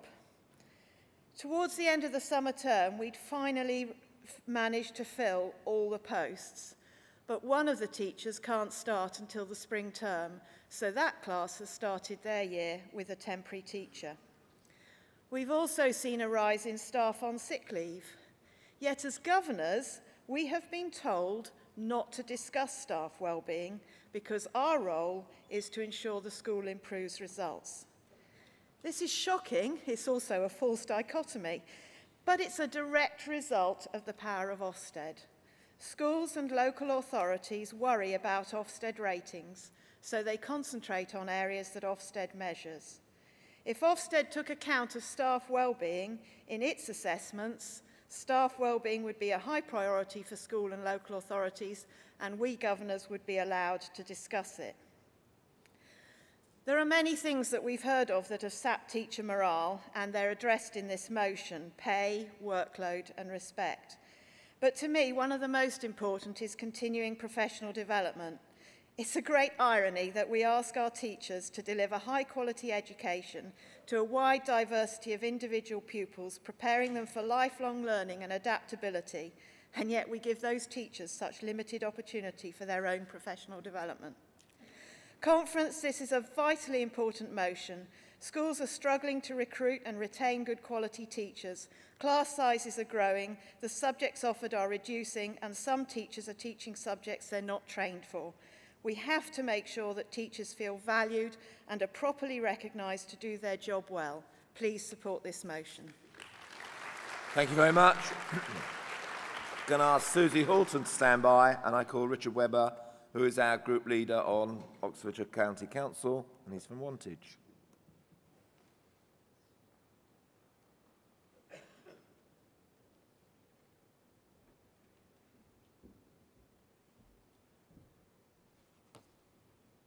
Conference, one of the few sensible things I ever heard Michael Gove say was that no one becomes a Liberal Democrat as a career move. He certainly had absolutely nothing useful to say about education, and most of what he did say was backward-facing and incredibly crushing of teacher morale. We are now seeing the results of that. It is absolutely correct to say that teacher morale is at a low ebb, We are asking them to take on an unfair workload, unreasonable working conditions, and we don't pay them well enough. We've got none of those things, and things are getting worse. In Oxfordshire, we are supposed to be home of the world's #1 university. We're very lucky. Perhaps even more lucky in that we now have the Liberal Democrat spokesman on education as her home is indeed in Oxfordshire, our wonderful and omnipresent Layla Moran MP. But in spite of those enormous advantages, there are a number of things that are specifically wrong even in Oxfordshire, and I wanted to tell you just a little bit about them. The first thing is, you heard a short talk from John Howson, who is a real expert on education and a wonderful Liberal Democrat. I can tell you that in his county division, there is not a single house that is worth less than £500,000. The chances of new teachers, of young teachers getting housing in Oxfordshire is very, very small indeed. And Oxfordshire does not benefit from any area cost adjustments. We have wonderful independent schools. They do a great job, but to get the best teachers, they pay them more. And by paying them more, they suck some of those best teachers out of the state system. At the same time, to pay them, they have to raise the fees, and by raising the fees, they become ever more exclusive. And by becoming ever more exclusive, they actually become fuller and fuller of foreign students. International schools abroad, as you heard John say, are taking away more and more of our teachers. Conference, we have more teachers, English-trained teachers in Hong Kong, in Dubai, and in Shanghai than we do in Oxford. And Oxfordshire is the home of science. We've got an amazing science institution there in the Cullum Jet project, in the Harwell Diamond Light project, and in a multitude of new biotech developments. But all are finding it harder to recruit good people, good local people, because we don't have enough teachers, we don't have enough research people, and our housing costs are too high. Add that to the unwelcoming messages of Brexit, and you have a general recipe for gradual decline. Conference, please support this motion. Teachers are an absolutely vital resource, and they need our help. Thank you. Thank you very much. Can I ask Christine Headley to stand by? And I call Councillor Susie Halton from Portsmouth.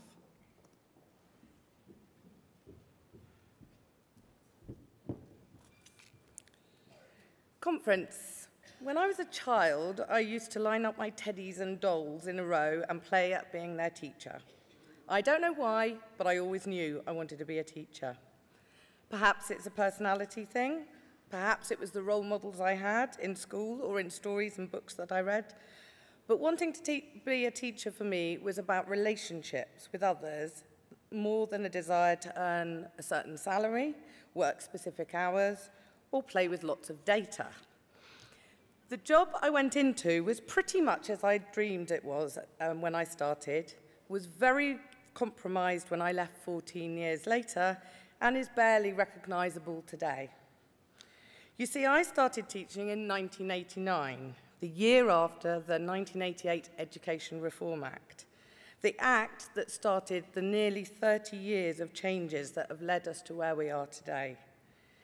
The act, in a way, that fired the starting gun, that introduced a prescribed curriculum, limited the content of what is learnt, reduced learning to lists of skills and knowledge, measured and quantified everything, reduced the autonomy of teachers, created an evidence-based culture, stifled spontaneity and creativity, created Ofsted, introduced league tables that pitch school against school, increased workload, introduced one initiative after another, and made success competitive instead of creating success for all. And all the while, still teachers focused on relationships as the most important factor in learning. This conference is the marketisation of education and micromanagement of learning, where data and measurements trump experiences and relationships. It took 3 decades nearly to get here, and we need to begin the movement to save the profession now, which is on the brink of crisis. So how do we do this? As Layla highlighted just a while ago, it's about valuing the profession. For starters, it might be nice to start thanking and admiring teachers rather than attacking and blaming them. We need to build up morale and demonstrate their value through reinstating a decent wage by lifting the pay gap. We need to make their working conditions better by reversing the funding cuts and reducing bureaucracy. And we need to make education the business of relationships again, recognised by leaders and Ofsted, give Ofsted the permission to actually evaluate relationships so that teachers have freedom, choice, space to instill lifelong learning that goes way beyond leave tables and very short-term measurements. These changes and the spirit of the motion will only be the start of inspiring new teachers and retaining current ones, but it will be a start. Conference, please support the motion. Thank you, Susie. That, in fact, was Susie's first-time speech to conference. Thank you. Can I ask Tony Hill to stand by and call Christine Headley from Stroud?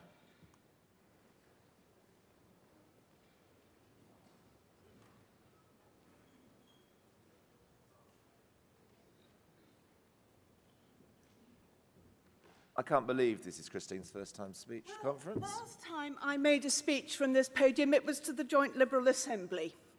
I have been trying in between, so thanks, Chris. For the last 19 years, I've been first a parent, then a governor, and now the chair of governors at a semi-rural primary school in the constituency. And it has been great to see the mixture of young teachers, new ones, and the experienced ones working together. We still have one on the staff who was there when I took my little children in. And we really need to get teachers in who have experience of other walks of life. Well, they were all wonderful, but two particularly memorably have had experience in doing other things in industry and have brought that to the classroom and have really helped, I think, make children aware of rather more of life than you get from school, university, back to school. And also, I noticed that Lucy Kellaway from the Financial Times has just started working as a teacher. Good for her. And the money that they get must be enough to encourage them to do that sort of thing, or at least not to totally discourage them. I'm also, the one who was 19 years ago is now, as you will imagine, 21, and has graduated in July with QTS, Qualified Teacher Status. Is she now in her NQT year, newly qualified teacher, where you're supported while you learn to fly? No, she is not. She is in Mexico. She put an awful lot into her training. She was getting up at stupid o'clock. She was at university in Lincoln, and all her placements were well away, so it took ages to get to, and she got home at equally stupid o'clock at night and had to prepare classes. And having put all that effort in, she decided she wanted to have a bit of fun and has gone off to do some travelling. I really hope she comes back. She wouldn't listen to me when I told her that she needed to do her NQT year first. But I really hope that she is not a loss to education completely. So really, yes, I totally support the motion, and I really do feel that teachers do need to be made to feel that they are respected and valued, and I hope everyone supports the motion. Thank you very much. Can Kath Pinnock stand by to summate the debate? And I call Tony Hill, who has done a fantastic job standing against Theresa May in Maidenhead.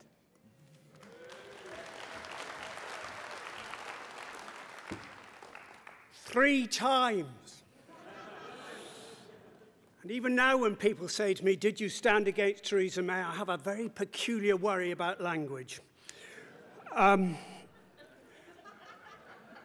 Conference. I am totally in favour of this motion. We've been here before. I'm already going off my notes. In the 1970s and 1990s, when we had a Conservative government, we had reductions. I had to preside as a head teacher over 6% per year cuts, all of which were carefully disguised. Thank God for the present day and age, it's impossible to disguise them any longer. So I am utterly in favour of the motion. And I'm in favour of a great deal more, because I think the points of comparison for teachers' pay are ludicrous. Why don't we start thinking about paying teachers the sort of salaries, it was alluded to earlier, the sort of salaries that the wealthy people are willing to pay for their children to have education. Then perhaps we'd get a workforce which was of the buoyancy that you wish for. However, while I'm in favour of this motion, please, please, look at line 26. First request, a government review. Please, no more wasting time and money on reviews, stating what is blindingly obvious.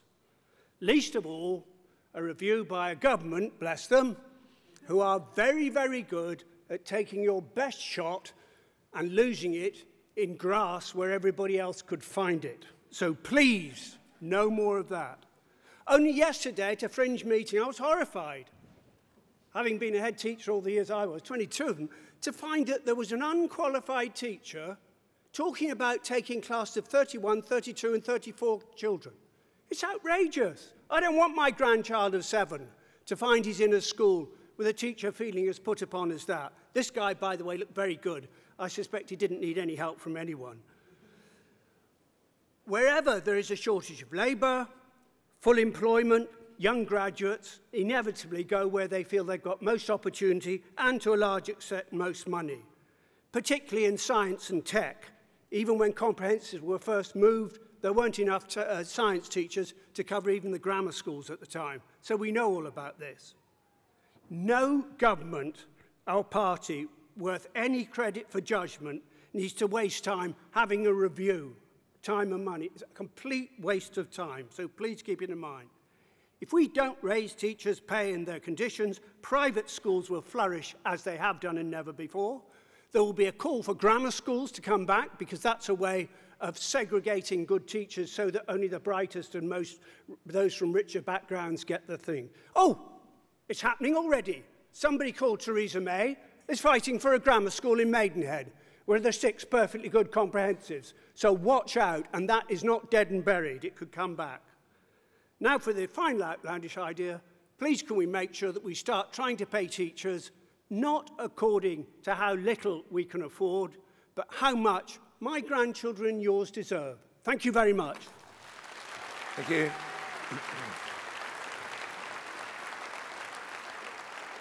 Now it gives me pleasure to call Baroness Kath Pinnock, who is our local government spokesman in the House of Lords, to summate the debate.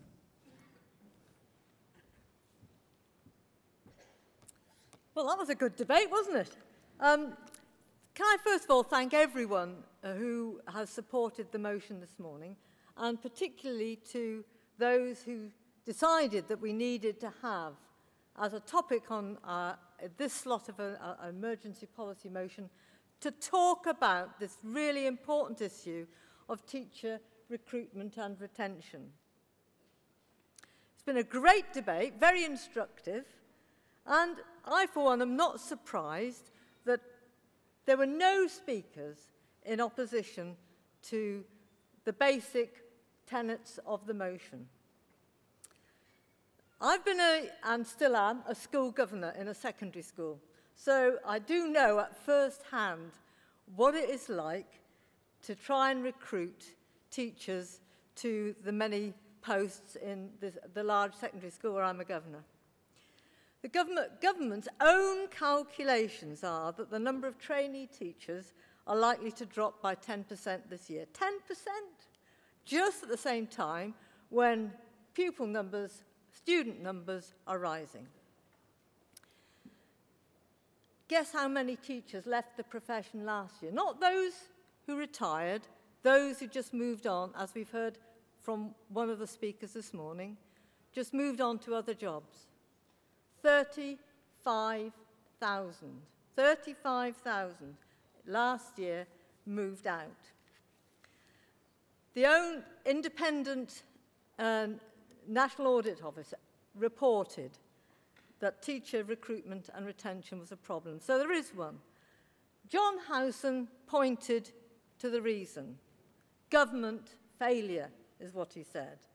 And we heard from another speaker that parents are beginning to speak out about oversized classes, demands for funding for this, that and the other.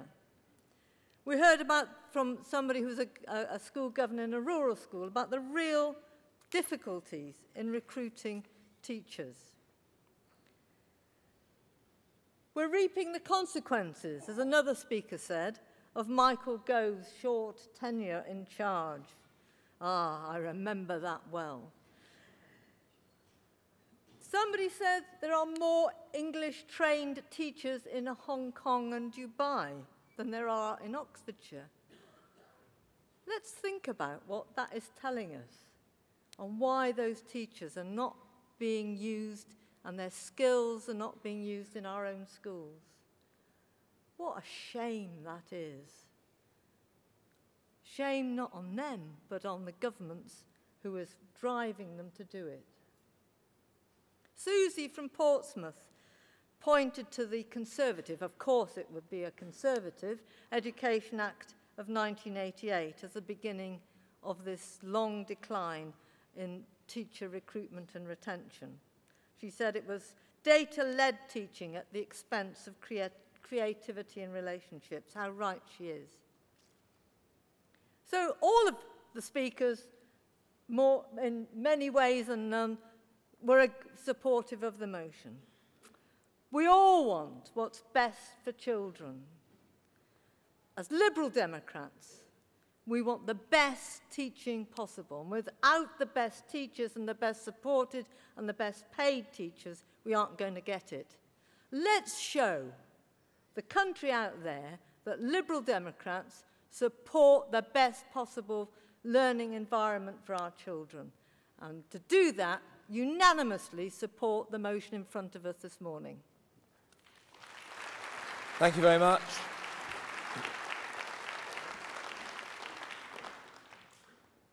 We now move to the vote. Can I ask all those in favour of the emergency motion on the recruitment and retention of teachers to show?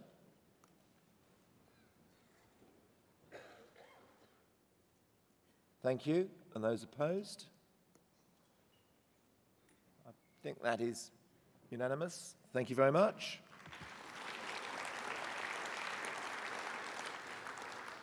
The last debate of conference is on gun and knife crime.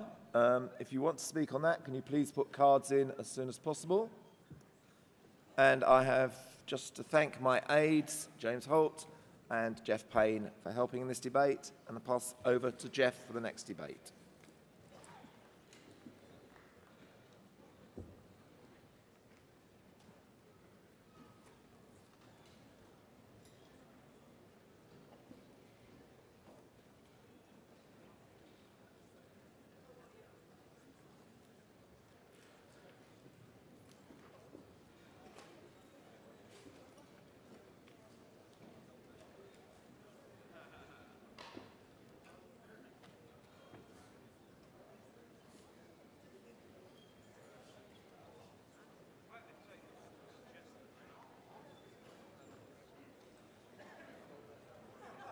Well, good morning, conference, and welcome to the next item, F32, Protecting Small Businesses. For those of you who are leaving the hall, would you mind doing so as quickly and quietly as you can?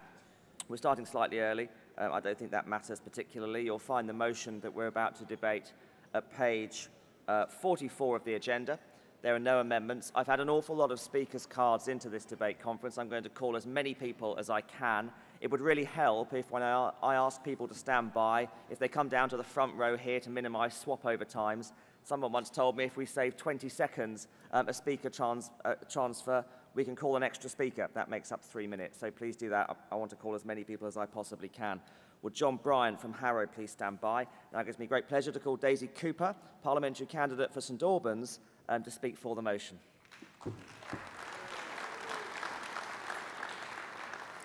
Morning, conference. Gosh, you're tired, aren't you? Up and down the country, there is a major revolt against the rise in business rates. Why? Because some small businesses are getting hammered. Some estimates suggest that a third of independent shops could be killed off. The CBI, the British Chambers of Commerce, and the Institute of Directors say that some of the rates rises are massive and unfair. So what are business rates? They're a tax. They're a tax on business properties. Shops, offices, warehouses, factories, pubs, restaurants, and pharmacies. And after the costs of staff and rent, business rates are the largest expense. How are they calculated? They're based on something called a rateable value. That basically means the estimated market rental value of the property. Then there's a multiplier. So for some businesses, it might be 46p in the pound. And then for pubs, it's a bit more complicated, with services, rents, and turnovers being taken into account. But the fundamental point here is that business rates are not linked to profitability or success. They are linked to property prices. Why is this a problem? Well, there are 3 reasons. First of all, we now have big out-of-town complexes where the rental value of property is cheaper. Second, we have the advent and progress of the internet and online shopping.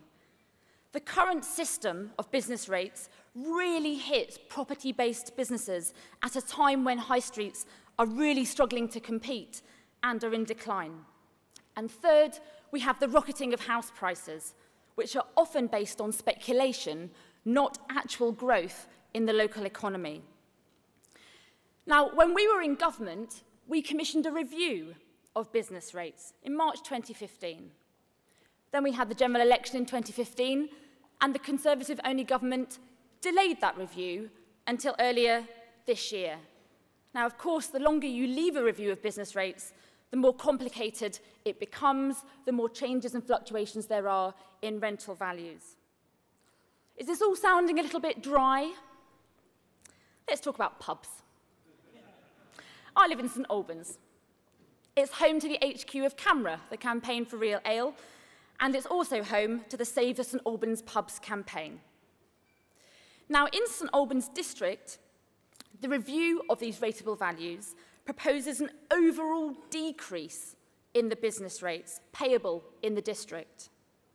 But the muddled and outdated formula means that there are serious concerns about the impact of business rates on specific businesses, and particular on pubs. Let's take one example. Sean Hughes is the licensee of a pub called The Boot. It's one of my favourite pubs. The pub's business rates bill has increased by 280%, from 14,000 a year to 53,000 a year. Does anybody here know how many pints you would have to sell? Extra pints you would have to sell in a year to make up the difference?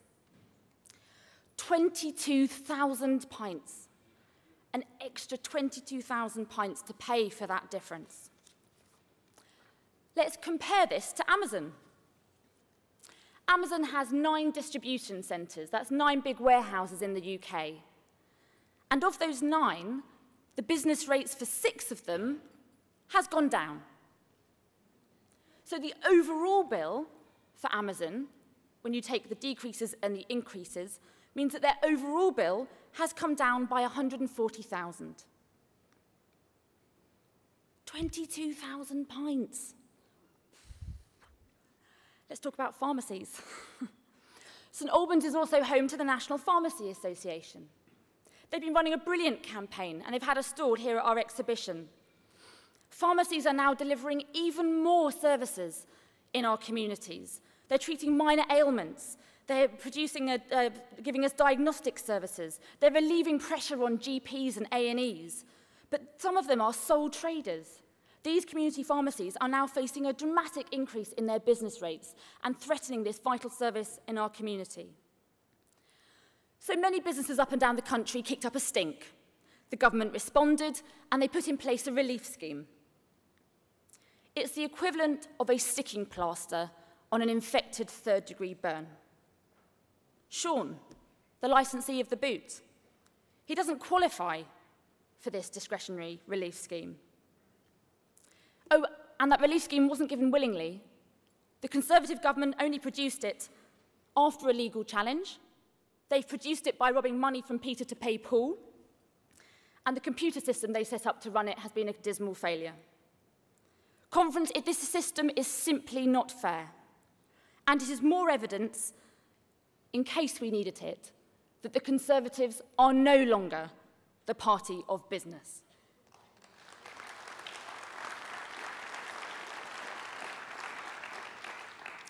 So what needs to happen? Well, in the longer term, we need a fundamental review of the business rate system, and that's what this motion calls for. But we also need urgent action. Pubs, in particular, are acutely and badly affected, and that's why this motion calls for a pub cap, as they have in Scotland. The pub cap would limit the increase in the rates to just 12.5%, not the whopping 280% that many people are experiencing. The motion also calls on to give local authorities the ability to pilot site value rating, one of our favourite policies. This would be a great equaliser, because it would mean we would introduce a system of tax based on the value of land and would disregard the value of the building and the property price. Conference, if you want to help in St Albans in drinking those 22,000 pints, you are very welcome to join me at the St Albans Beer and Pub Festival, a beer and cider festival the weekend after next. But for now, let's help put a stop to this hammer blow on small businesses. Please support the motion. Thank you, Daisy. Would Gideon Amos from Taunton Dean please stand by? And I now call John Bryant from Harrow, who wishes to speak against the motion as a whole. Thank you, Conference. When I first received the agenda for this conference, I was pleased to see there was a motion entitled Protecting Small Businesses. But having read it, I was extremely disappointed that it did little to address the issues that affect the vast majority of small businesses. The massive growth in self-employment, there's over 4 million of those now in recent years, and the gig economy was not mentioned at all. The motion should more accurately be entitled Reforming Business Rates, because that's what it covers, missing out entirely the promotion of a range of other measures which are necessary to protect small businesses. Most small businesses don't pay business rates because they don't work in premises that attract them, either on our high streets or our industrial estates. Many of the army of the self-employed and those now incorporated work from home or are peripatetic workers plying their trade in the premises of their customers. But the impact of Tory measures to penalise incorporated individuals by double taxing their profits through corporation tax and the new dividend tax, and then to change the structure of the dividend tax within 1 year, was a double whammy inflicted on the biggest driver of economic growth in this country, which is small businesses. The Tories then followed up with their pernicious attack on small businesses by trying to increase national insurance contributions paid by the self-employed, many of whom in recent years have been forced into this status by the cronies of the Tories exploiting the gig economy. So surely any motion entitled Protecting Small Businesses should be tackling this abusive behaviour by successive Tory chancellors. There is an ongoing debate in the party of identifying a core Liberal Democrat vote. Part of that core vote should be the millions of self-employed and the incorporated individuals who are being punished by the Tories, even though the Tories might regard them as part of their core vote. We need to be the champions for small businesses, but this motion only addresses one small part of what should be a comprehensive offer to them. Yesterday's much better motion on employment did refer to issues raised by the gig economy, but it did not consider the tax treatment of the self-employed or incorporated individuals. The taxes paid by business should be included here, but they are not included in this motion. So I ask you to vote against and encourage the movers to come back with something more worthy. Thank you very much. Would Ben Martin from Swale please stand by? And I now ask Gideon Amos from Taunton Dean, who's PPC, to come forward. He wishes to speak for the motion as a whole. Conference, thank you for this opportunity to speak. It's actually only my second time speaker, although I have been at the Liberal assemblies that were mentioned earlier. We carried out a survey recently of local businesses on the high street. The Plough Inn in Station Road in Taunton is the pub I want to mention, not just because I wish I could spend more time there, but also because as a small independent pub, they are paying tens of thousands of pounds in business rates when the small shops either side of them are paying absolutely nothing. The government's policy and their agenda on business rates is driving good businesses to the wall, and it is driving them out of our town centres. We have to address this problem, Conference, and I'm delighted with this motion that's been put forward. We need to link it to the party's excellent policy in the manifesto on relating corporation tax to turnover, not just to size of profit, so that businesses such as Amazon, which we mentioned earlier, pay their fair share, and we support the businesses in town centres. It isn't new, is it, that the Conservatives are attacking our town centres? Those of us who remember the 90s when they decided to let out-of-town development rip, to let our cinemas be chased out of town centres to the edge of town, massive retail stores destroying our town centres. Once again, our town centres are under threat from a Conservative party which knows the cost of everything and the value of nothing. And local economies and the economy in general, as the Labour Party would see it, is not a plaything for ideology about who can talk loudest about nationalisation. We know as Liberals that our local economy in particular is not just about the economy.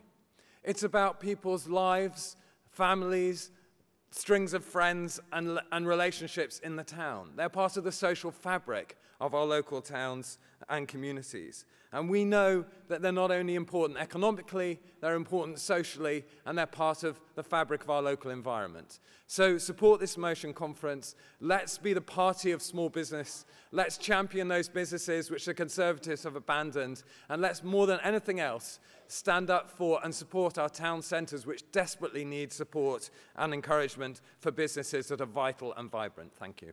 Thank you.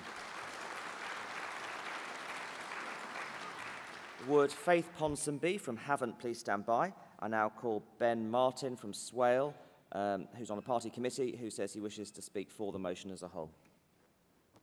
Good morning, Conference. I am a former pub landlord, a member of the Licensed Vinculars Association, and I'm a hospitality manager. And I'm proud to talk in favour of this motion. Pubs for too long, by too many governments, have been treated as cash cows. We have increased their VAT payments, despite campaigns against. We have increased the duty on beer. Okay, yes, we managed to get rid of the beer duty escalator, which was a help to pubs. But now we still continue to increase their business rates based on their turnover, a turnover which is made up primarily of things that we're taxing.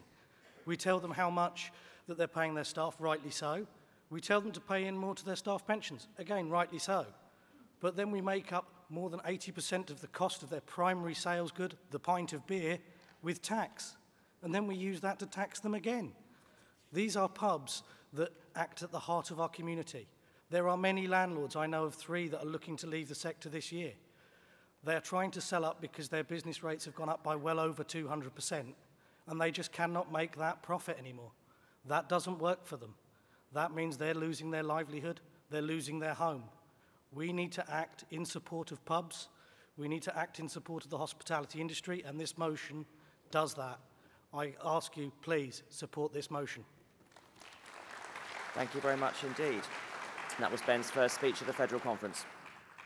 Would Dr. Janet Massey from Suffolk Coastal please stand by? I now call Faith Ponsonby from Havant, who's a councillor and immediate past mayor, who wishes to speak for the motion, lines 3 to 6 and 34 to 37. Good morning, Conference. When I became a councillor 11 years ago, and I am now the only Lib Dem councillor on my very Conservative-dominated council, I fought immediately for my local shopping centre. It was already suffering from the out-of-town developments that Daisy mentioned. It was already, and more recently, it's been suffering from the internet invasion where people no longer buy, they look online. I did this myself, I'm afraid, when I wanted a new bed. And unfortunately, I've got a bed that is now too high because although I'd looked at it in the local shops, when I ordered it online, they forgot to tell me that the height did not include the casters. So it is one of these things that is the heartblood of our communities, my local shopping centre.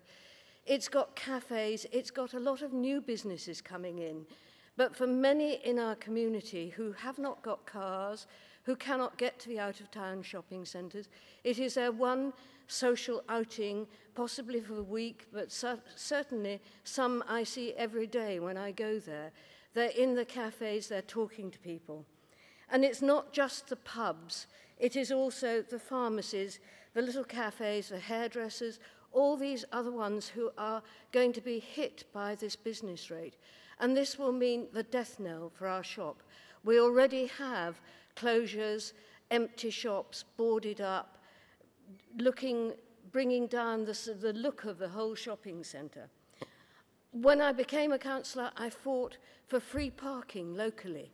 There was none. People had to pay £1.50 to go and spend 2 hours in this lovely little shopping centre.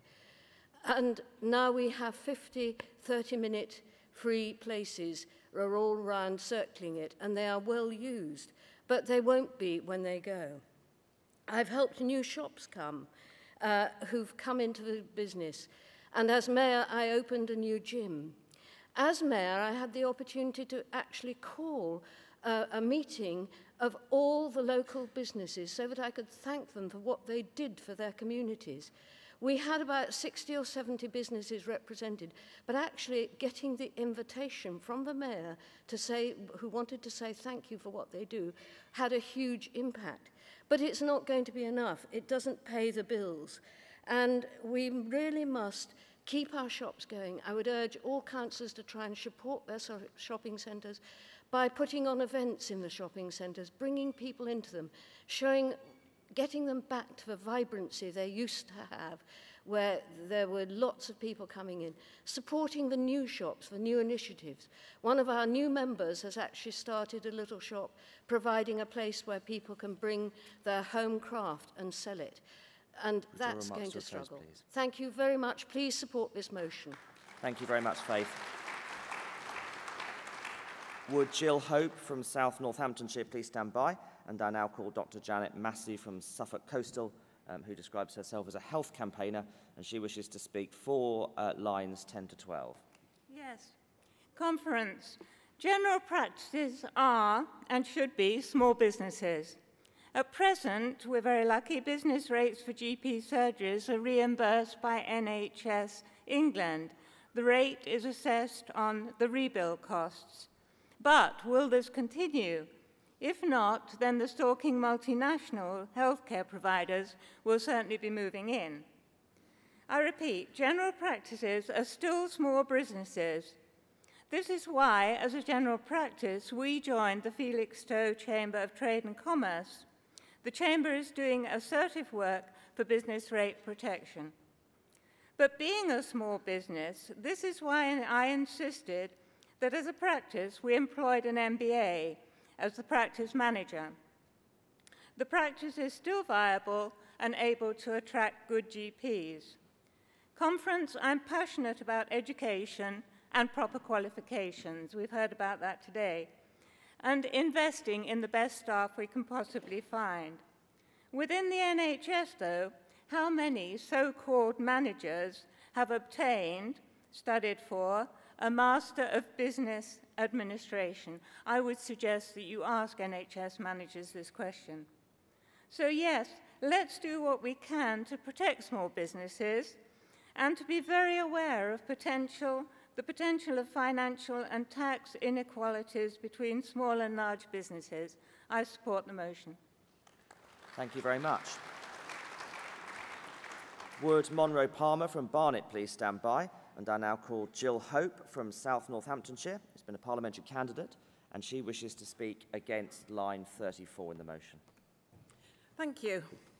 Conference, the reason I wanted to speak on this motion is because I had a background for several years with Business Link, helping long-term unemployed people in their 40s and 50s to start up businesses. Not because they wanted to, but because they couldn't get a job. They couldn't even get an interview. And I'm proud of the 400 businesses in Northamptonshire that I helped to start up. But when I read this motion, and I support the idea of challenging business rates, make no mistake, but there was a sentence that offended me. It was line 34, small businesses are a vital community asset. Now, the reason I don't like those words is because I feel it's patronising. Starting up a small business is hard.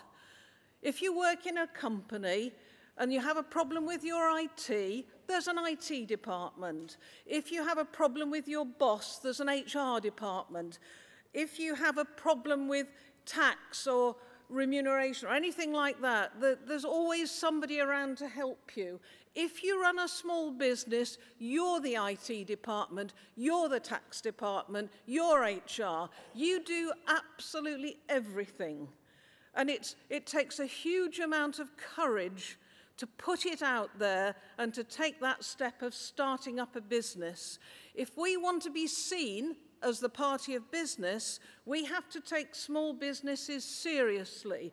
Remember that 60% of the employment in the UK outside the public services are through small businesses. They matter hugely, but they're not a community asset. They're to earn a living for the people that start them up. And if they do really well, and if the businesses grow significantly and they make good profits, people say, you're lucky. They're not lucky. They're professional. They're in it to make a profit. We should support them. But please, conference, mind our language. Thank you. Thank you very much, Jill. Will Tony Vickers from Newbury in West Berkshire please stand by? And I now call Lord Monroe Palmer from Barnet, who, as probably hinted by his title, is a member of the House of Lords. He wishes to speak for the motion as a whole, but against lines 43 to 44. Conference. The motion correctly seeks to limit business rates for pubs, restaurants and cafes. To emphasise this, the motion and the daily news sheet says this is calls for a pub cap. What is missing from the motion is the real threat to our high streets, which has been mentioned before, businesses selling products. Daisy mentioned it, others have mentioned it, but that's not the motion. It's called for a pub cap. Why does the motion seek to save the pub restaurant sector, but forgets the mainstay of our high streets, the small and indeed the not so small large retailers? The real need for additional support for the product retail sector. I agree with the motion, but to focus on pubs and restaurants only is surely, as some other speakers have said, a glaring omission. There are 150,000 independent product retailers across the UK, and these are being hit from all sides. It's been mentioned, pharmacies, there's the grocers, there's the clothing shops, the things that make up our high streets. It's not just the pubs and not just the need for a pub cap. However, the threat to pubs is not only from business rates, but many of our pubs, particularly in London, are disappearing, being demolished and rebuilt as high-density, expensive apartments. It is all becoming more difficult to buy. It's also becoming more difficult to buy fuel for your car as more and more petrol stations in London are being demolished in urban areas. In July 2015, the government announced that it was setting up a small business commissioner because they thought they recognised there was a problem with small business. Now, over 2 years later, that person has not yet been appointed. When a few days ago I asked the Minister in the Lords when the appointment would be made, he said it was imminent. The word imminent can mean all sorts of things to all people, and I asked the Minister to clarify, but he didn't know quite what imminent meant.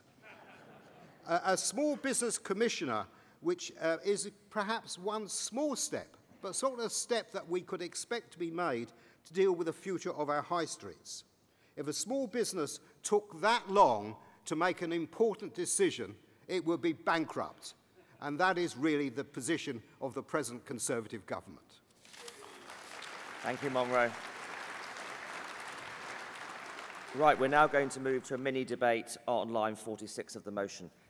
Would Richard Flowers from Cheadle please stand by? I'm now going to ask Tony Vickers from Newbury in West Berkshire to come forward. He wants to speak against line 46. Conference, I'm wholly in favour of this motion, but I'm very wary about us calling for pilots of site value rating. The system of local property taxation is hundreds of years old and it's completely past its sell-by date. We need to sweep away with it altogether. There is no sense in taxing bricks and mortar and improvements that people make to their property. And I thought we'd been there, done that, and accepted that in this party. So I was rather disappointed with this year's manifesto when it merely called for consideration of site value rating.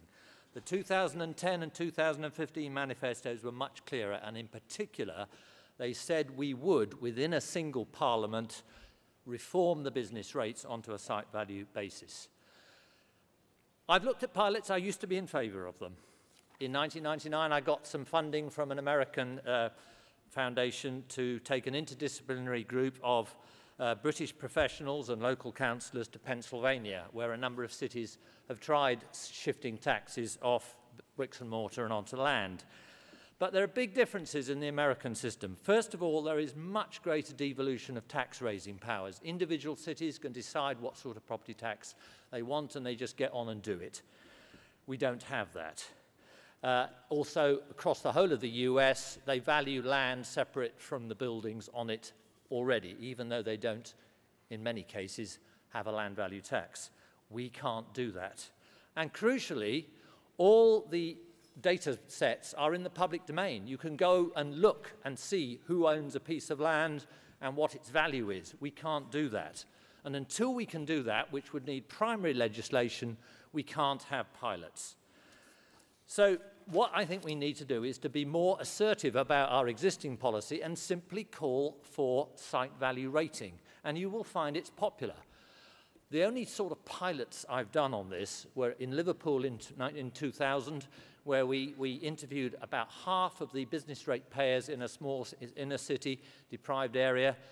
We had a seminar, and we also did a parallel postal survey of small businesses across the UK. There is great support for it. People understand it. But there's a whole industry around intermediaries fighting for the local councils or the government or fighting for the taxpayers.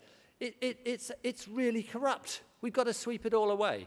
So, conference, don't mess about with pilots. This is really important for our town centres, for our businesses. Go out there and campaign for site value rating, and you'll find it's a vote winner. Thank you. Thanks, Tony. Would Sam Collins from North Herts and Stevenage please stand by? I now call Richard Flowers from Cheadle, who wishes to speak for line 46. Conference, I welcome this excellent motion. The heart of liberalism is protection from arbitrary power, and that's exactly what we have here. In Stockport, where we have key council elections next year, there are thousands of small businesses, many affected by the sudden and, yes, arbitrary change in their business rates. So I'm grateful for the chance to campaign saying to them, we will do things differently for you. And I particularly welcome the option for site value rating in line 43. Yes, I know, a Liberal Democrat in favour of a land value tax, who knew? But what's particularly good is the option, because I want our council in Stockport and other Lib Dem councils to be able to do things differently. That way we can show Liberal policies working. In the party strategy consultation, I said we should show, don't tell, called for beacons of liberalism. This is the sort of policy I was thinking of, making a difference for people and showing our ideas succeed. I'm not going to do the old conference trick of welcoming the motion and saying it doesn't go far enough. We've just had that. This is a great motion on its own merits, and the businesses, pubs and shops that it's seeking to help are valued hearts of our community. But I do want to see this as a start. Yesterday, we passed Susan Kramer's wide-ranging motion on work in the 21st century. We discussed how self-employment and dependent contractors are a coming thing. We talked then about arbitrary tax laws, and again, how liberalism helps people to make work work. as we rebuild our party's reputation on economic credibility and on building on things that we actually did in government, like fairer taxes, like apprenticeships, like green jobs. We can and must show that a liberal economy is the future. We can be the party of opportunity for everyone, ready with a hand to help when needed, ready to get out of the way when we can let people do it for themselves. With the Tories in hock to big business and Labour turning the clock back to the era of big unions, there's a huge space for us here. Not a Tory austerity economy that has failed, not a Labour command economy that failed 40 years ago, a liberal economy for the 21st century. Conference, let's pass this good motion, this liberal motion, and begin that work. Thank you, Richard. Would Robert Eggleston from Mid-Sussex please stand by? And I now call Sam Collins from North Herts and Stevenage, who is a media officer, and he wishes to speak for the motion as a whole. The Sailor Boy, the Bedford Arms, the John Barleycorn, the King's Arms, the Nightingale, the Red Hart, and the Radcliffe. It's a great pub call, right? No, it's a requiem for Hitchin's pubs. This is a problem that goes across the United Kingdom right now. Pubs are being savaged by a ridiculous rate system. Not just pubs, other small businesses. We've heard it today. Other small businesses are being destroyed. Rosita Lollipop, it's a great little clothes shop in Hitchin. You've probably never heard of it. They are fighting to keep going. These small businesses, I'm a small business owner myself. We're fighting these rates. We're fighting. We need a fairer system. But pubs are it's a pub cap. We're talking about pubs. Pubs are the core of communities. And far too often, some of those pubs I just listed are being wiped out to be turned into housing. We need housing, we know that. But pubs are the core of the community. They're the heart, the soul of the British community. And that heart and soul is being ripped out by an unfair rate system. The system is broken. We need to change that system. And that's why everybody in this room has to support this motion. It's so important. We need to fight for small businesses across the country. Where I'm from, Hitchin, it's a small town, but we've got lots of lovely independent businesses. We need to keep that going. We need to keep these small businesses. So I ask you all, please support this motion. Keep small businesses going in the United Kingdom, because that is what keeps us special. Thank you. Thank you, Sam. And that was Sam's speech, first speech at the Federal Conference. Would Kelly Marie Blundell from Lewis please stand by to summate on the motion? And I now call Robert Eggleston from Mid-Sussex, who's a branch chair, and he wants to speak for the motion as a whole. Morning, Conference. Many of the points have been made. And Daisy's right. Business rates is a fixed overhead cost. You can't do anything about it. You have three choices. You try to pass that cost on to your customer. You either sell more or you go bust. And the high street and the independent pub market have been challenging sectors in this country for the past 20 years. Roughly 21 pubs are closing every week, and the common complaint in provincial towns is that the high street is full of charity shops and cafes, and there's absolutely nothing wrong with either of those.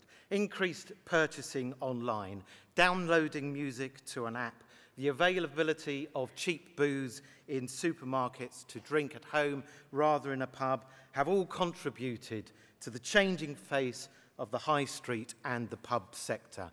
But the increases in business rates will be the final nail in the coffin for many SMEs which find it impossible to pass that cost on to its customers. How can, for example, the Royal Oak in Bath absorb a BR increase from £9,800 to £25,500? You see, the government may spin this by pointing to the 75% of businesses that face no change or a fall in BR, but they ignore the 510,000 businesses that face a rise. Pubs across England and Wales face a tax hike of £421 million in the 5 years after revaluation. And to put that into context and to top Daisy, that means they will have to sell an additional 121 million pints simply to cover the additional costs. And I know Liberal Democrats drink well, but we don't drink that well. Or to put it another way, that's 30p on a pint. It's equally wrong that Amazon saves £140,000 whilst Waterstones sees its rates increase. The Booksellers Association warns that 800 independent booksellers will be impacted by this rise, with a further 275 provincial towns potentially being left without a bookshop in the high street. Business rates are riddled with anomalies. By including plant and machinery in rateable value assessment, it is an unfair tax on investment. By zero rating or applying a reduced rate to unused or underdeveloped land, it creates an incentive to use land inefficiently. Draw remarks to a close, please. This process is broken. It needs to change. Let's support this motion. Thank you very much. And that was Robert's first speech at a federal conference. Conference after the next speech will be moving to a vote on the motion. Before that, it gives me great pleasure to ask Kelly Marie Blundell, PPC for Lewis, who is going to summate. Conference, business rates on the current system are a broken system, and they are not fit for the 21st century. Quite simply, the Conservatives are no longer the party of small business or any business. They've been brutally stripping our high streets of what is a lifeblood to our communities. We heard from Daisy about the impact on pubs, and I'll say in my own constituency of Lewis, out of 13 pubs, only one saw a reduction in business rates this year, and 4 of them saw increases in over 200%. Now, we do like real ale, as our last speaker said. We cannot drink enough to keep those pubs in business, and more needs to be done. And when I listened to the budget and I heard the Chancellor say, oh, don't worry, we'll give a tax relief to pubs, that'll be £1,000. When your business rates have gone up by £42,000, what is a £1,000 relief actually going to do? Want to comment on some of the speakers. Thank you to John Bryant, who spoke against. I would like to say, if you would like to work on a motion that looks in more detail at a broader range of small businesses, I will be happy to help. Gideon Amos, a fantastic speech on surveying businesses. There's been a lot of debate around line 46, and I will say personally I'm in support of a pilot system. I think a pilot system has the value in creating a stress test. The last thing we want to do is shift to a system that inadvertently damages our high streets more. Ben Martin, as a former pub landlord, was absolutely excellent in telling us exactly what the impact of tax is on our pubs. They get taxed and taxed and taxed again. And quite simply, small businesses can't cope with that. Janet Massey, yes, GPs may well soon become considered as small businesses, and we should be keeping an eye on everything that's changing rapidly under this Conservative government. I don't believe that calling pubs and high street businesses vital community assets is patronising, and I appreciate Jill Hope raising the issue. However, I think it's more a recognition of that role. We need to value our small businesses, and we need to make clear that the Liberal Democrats are campaigning and supporting them. Tony Vickers, I disagree with you on site value rating. I believe a pilot is necessary in order to provide that stress test. Richard, the line that I took away from your speech was that we need a liberal economy of the 21st century. Conference, this is why I believe we should be supporting this motion and standing up for small businesses. Let the Liberal Democrats become the party of small businesses while everyone else turns their face aside. Please support this motion.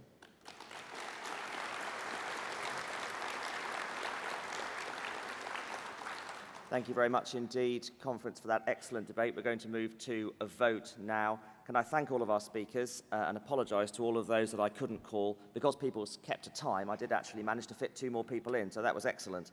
But we're now going to move to a vote on this motion.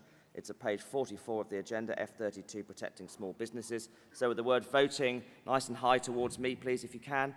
Can I see all those in favour of the motion? Thank you. And can I see all those against?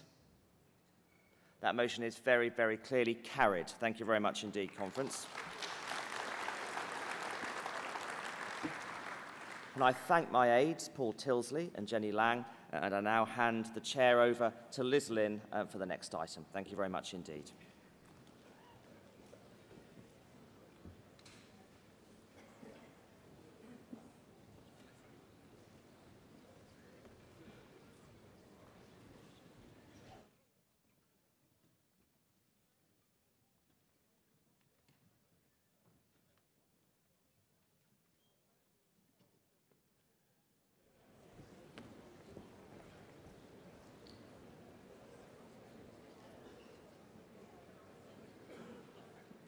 Good morning. We're now moving to F33, and it gives me great pleasure to ask Norman Lamb MP, Liberal Democrat House spokesperson and chair of the Commons Science and Technology Committee, to the stage. Norman, thank you.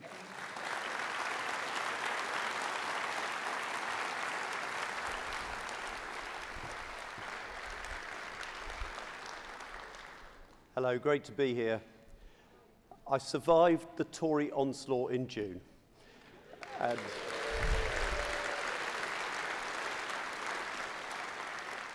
And I just wanted, for a moment, to just offer my sincere, heartfelt thanks to so many people who came and helped me. It's just enormously appreciated. I will never lose sight of the fact that it's an incredible privilege to be a Liberal Democrat Member of Parliament. There are not many of us who have that privilege, and I will hold it dear for as long as I do this job. Thank you very much indeed.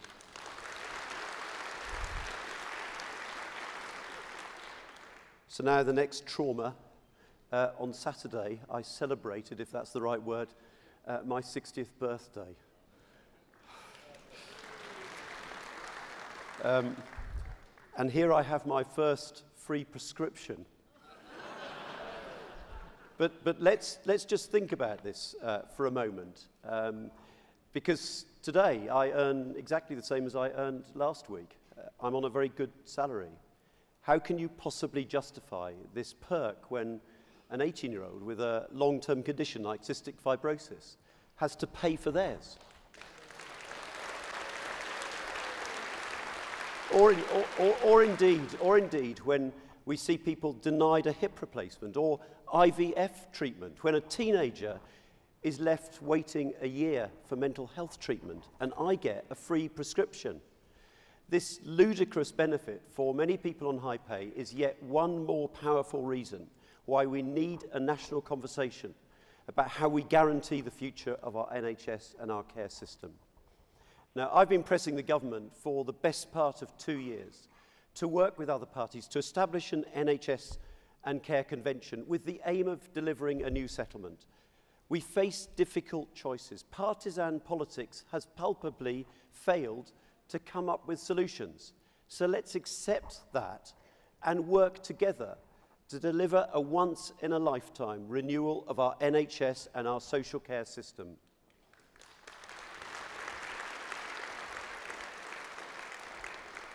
But this needs the government to act. Theresa May, I know you find it difficult to make decisions, but we've waited long enough. Work with us. People, parties can keep hurling abuse at each other, but it doesn't help an elderly patient with dementia get the care that they need. Now, I was proud that we were the only party at the last election to offer an ambitious and credible plan to give the NHS and the care system additional resources through a penny on income tax. But this solves only one part of the problem. That great Liberal, William Beveridge, recognised right back in the 1940s, that the people of this country at that time were being let down, that they deserved better. So he proposed a national health service. His vision has served this country so well. And the fundamental principle of the NHS, that you get care when you need it, regardless of your ability to pay, is as important now as it ever was.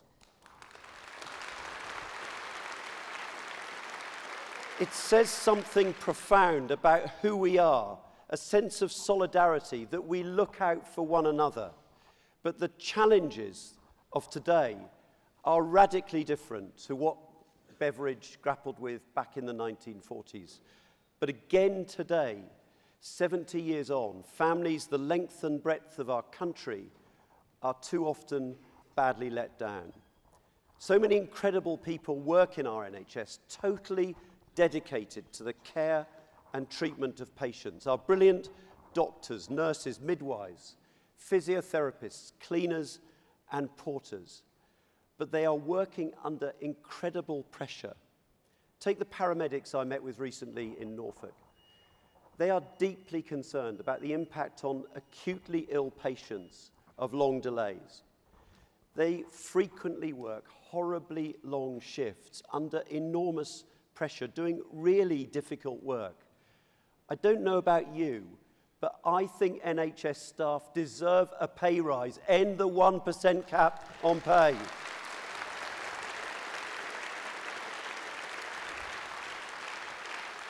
And also, Theresa May, remember all those people from across the EU who keep our NHS and our care system going. Guarantee to them now the right to stay, Mrs May.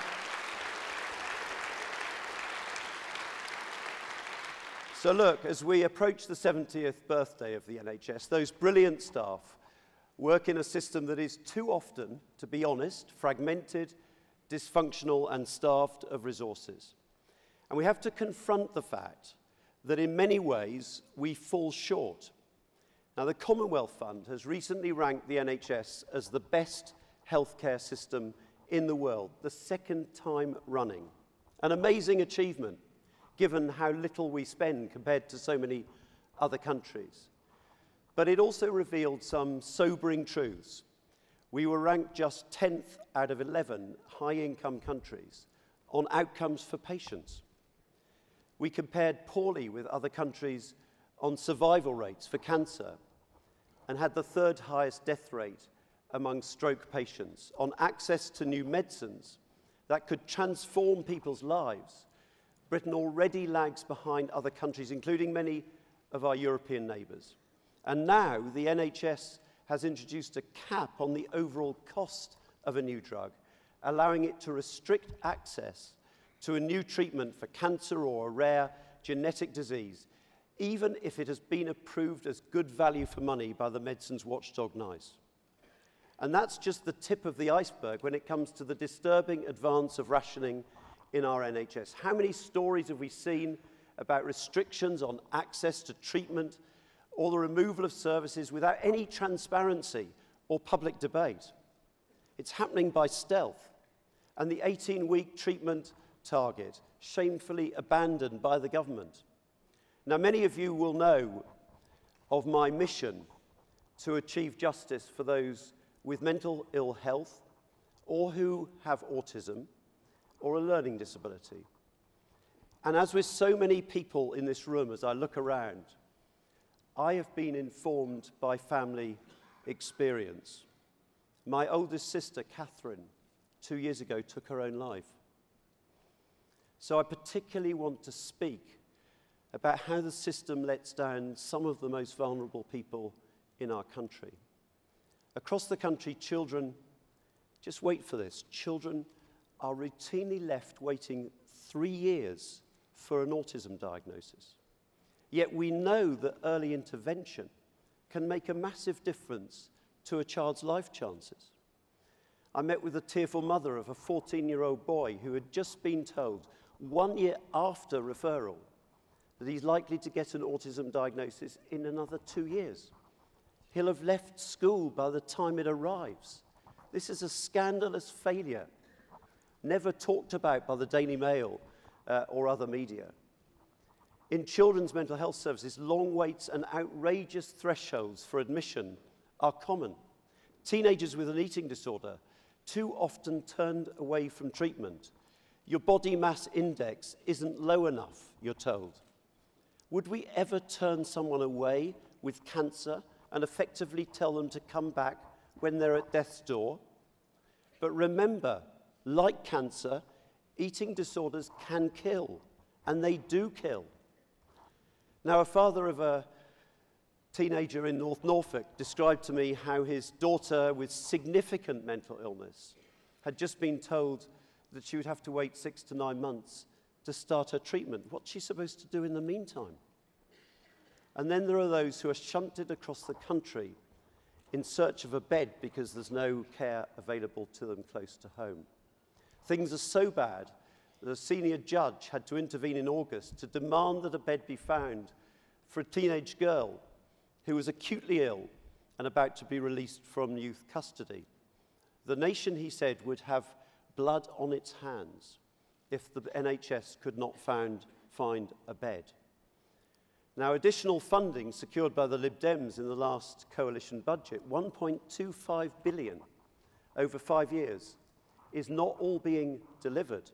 In year one, almost half of the new money was diverted elsewhere. How outrageous is that? In year two, half of local areas fell short of what they should have spent, shortchanging children and families across our country. Now, shockingly, the Care Quality Commission reported in July that there are 3,500 beds in locked mental health rehabilitation wards. Surely a contradiction in terms. Often a long way away from home, institutionalized, isolated from friends and family. This surely has to change. Now, the CQC also highlighted the use of force to restrain patients. 4 years on from guidance I issued as minister to end the use of face-down restraint, the practice still persists in too many places. Absolutely, it's a shame. It really is. My investigation last year revealed a staggering 12,347 cases of face-down restraint in a single year, 33 every day. This is when the patient is held down on the floor with their face into the ground. Just imagine having suffered abuse earlier in your life and then experiencing the physical force of face-down restraint in a mental health ward. This can destroy trust and be appallingly traumatic for the individual, and yet inspiring progressive practitioners in many places have pretty much eradicated the practice, so it can be done. Take Fawzia. She was admitted to an independent hospital at the age of 15. Fawzia has autism. Soon her family became horrified at the treatment that she was receiving.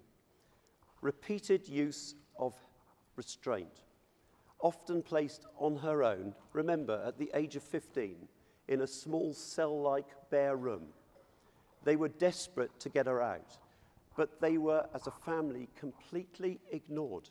No one listened to them. This is care funded by the state. Now, eventually, Fawzia's aunt contacted me. I took the unusual step as a minister of deciding to visit Fawzia. I was horrified by what I saw and what I heard. I initiated a review, and we eventually got her out. But she'd been in there as a teenager for 2 years. Now, recently, I visited her again in a wonderful home. From the day she left that independent hospital, she has not been restrained on a single occasion. She was a totally transformed person, talking constantly, happy. She now has a good life. But there are many other Fawzias around our country hidden away from public view, with no one fighting for them. It is a stain on this country's reputation, and it has to change.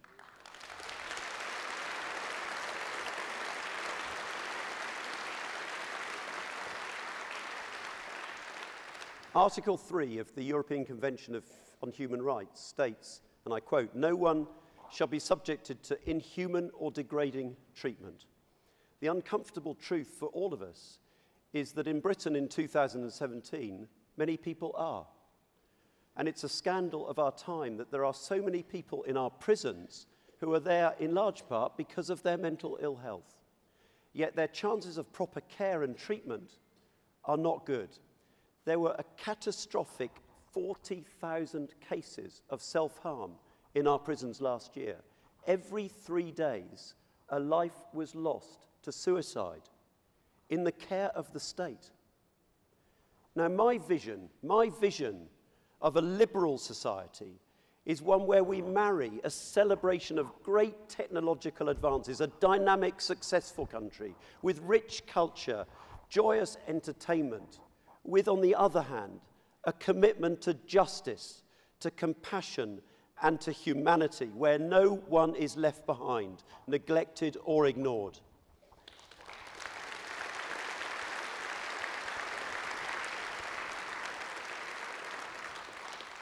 Now, we can do this as we make our case for a 21st century beverage report.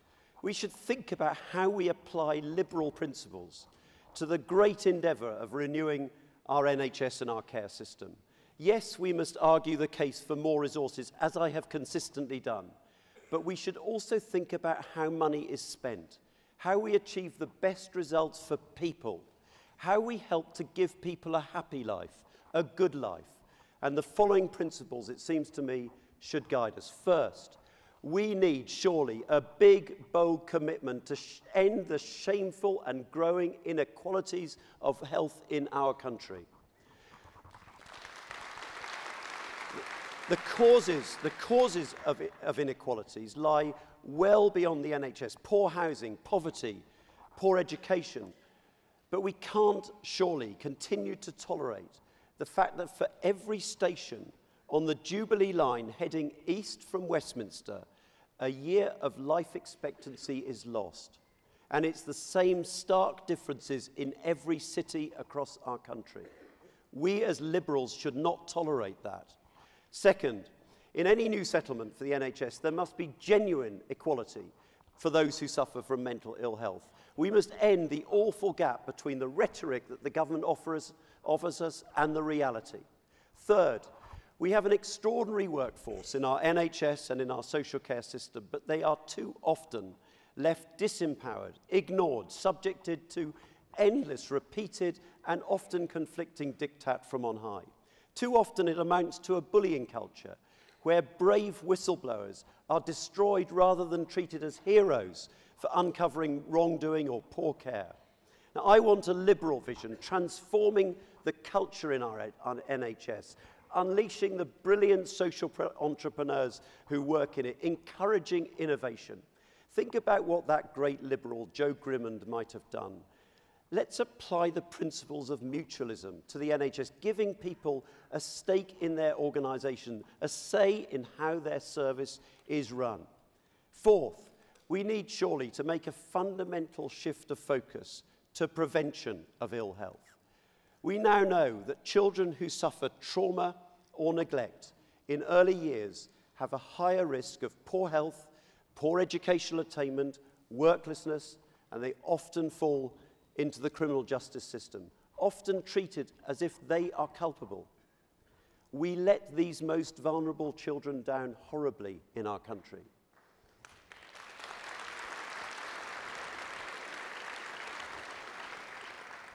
And it costs the state a fortune.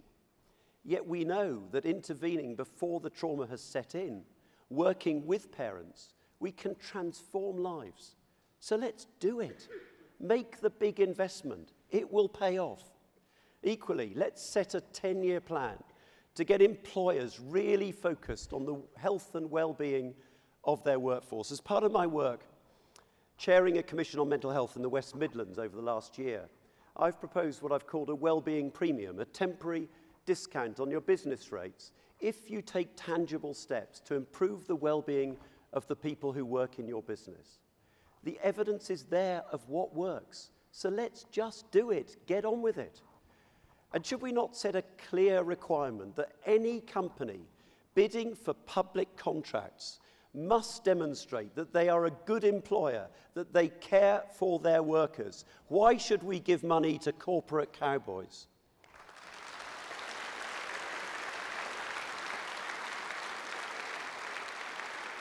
Fifth, and this is an important Liberal principle, we should embrace the Manchester model of devolution, empowering local leaders and communities to shape a health and care system that works for them.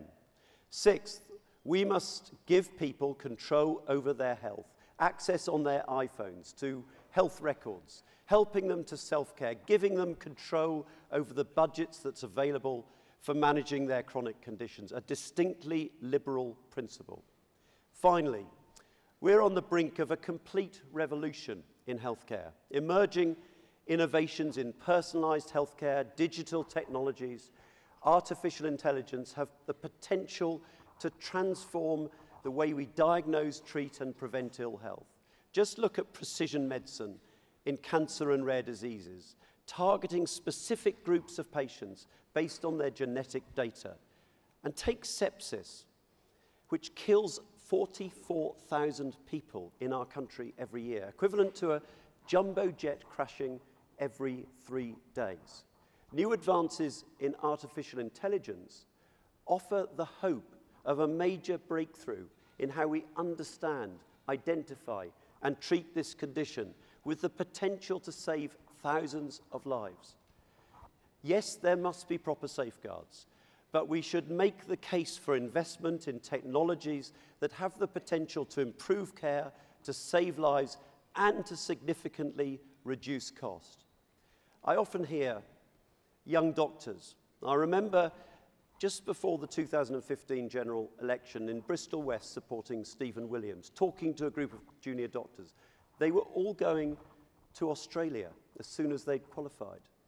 They were talking about how they had lost confidence in the future of our NHS, how they felt demoralised. So many doctors I talked to talk of the strain of rota gaps, anxious about having to make impossible choices over which patients get treatment, a system under impossible pressure, with no hope of anything changing, certainly not under this government. We need surely to offer people, patients and staff, a new vision, a modern, efficient NHS and care system which gels the smartest innovations, the best use of resources, with dignity, with compassion and with justice. That is our vision. Thank you very much indeed. Thank you. Thank you. Thank you. Thank you very much. Thank you. Thank you.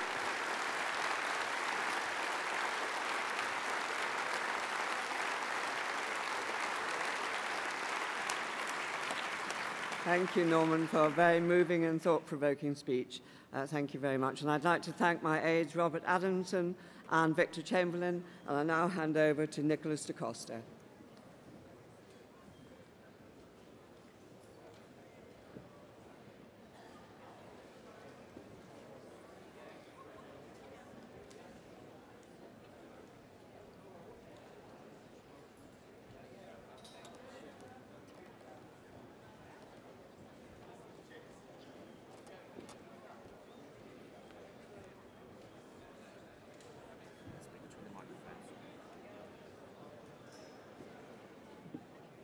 Conference, if you could leave quickly and quietly so we can move on to the next motion. Thank you.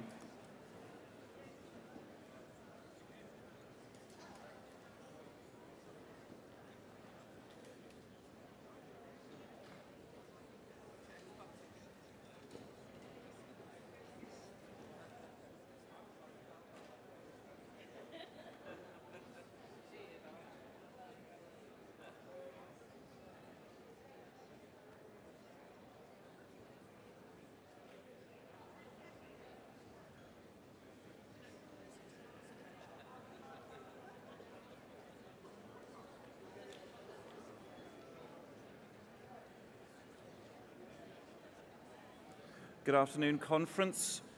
We now move to F34, gun and knife crime. You can find the motion on page 46 of your agenda, and there is one amendment which you can find on page 6 of the conference daily. I'd like to ask Katrina Trott from Fareham to stand by, and I now call Sir Simon Hughes to move the motion.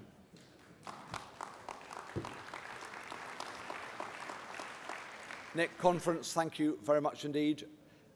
I'm going to move this motion on behalf of the Southwark Party. And just a word of thanks. Many of you came and helped us in Southwark. We didn't beat Labour this time, but we will beat Labour next time, and we'll win lots of seats from them at the local elections next year. On the motion, on the 17th of June 2008, in a park, Tabard Park, just near London Bridge, 14-year-old David Idowu was fatally stabbed through the heart by a boy not much older than him. The crime was horrible. Another young life gone. On the 5th of May this year, just after the formal start of the election, I was at the vigil for 26-year-old Father Bilal Kagbo, who'd settled in Southwark from Sierra Leone. He'd been stabbed to death just a few days before in Peckham Rye, just yards from one of his best friends, the 6th person to die in London from knife crime that week. And all too often, in London and other places, we have headlines like this in our local papers. Southwark News, I'm going to keep trying to find out who killed my son. Quoting the mum of 16-year-old Mohammed, stabbed to death, his mother 2 years later pleading for people to come forward to identify her son's killer.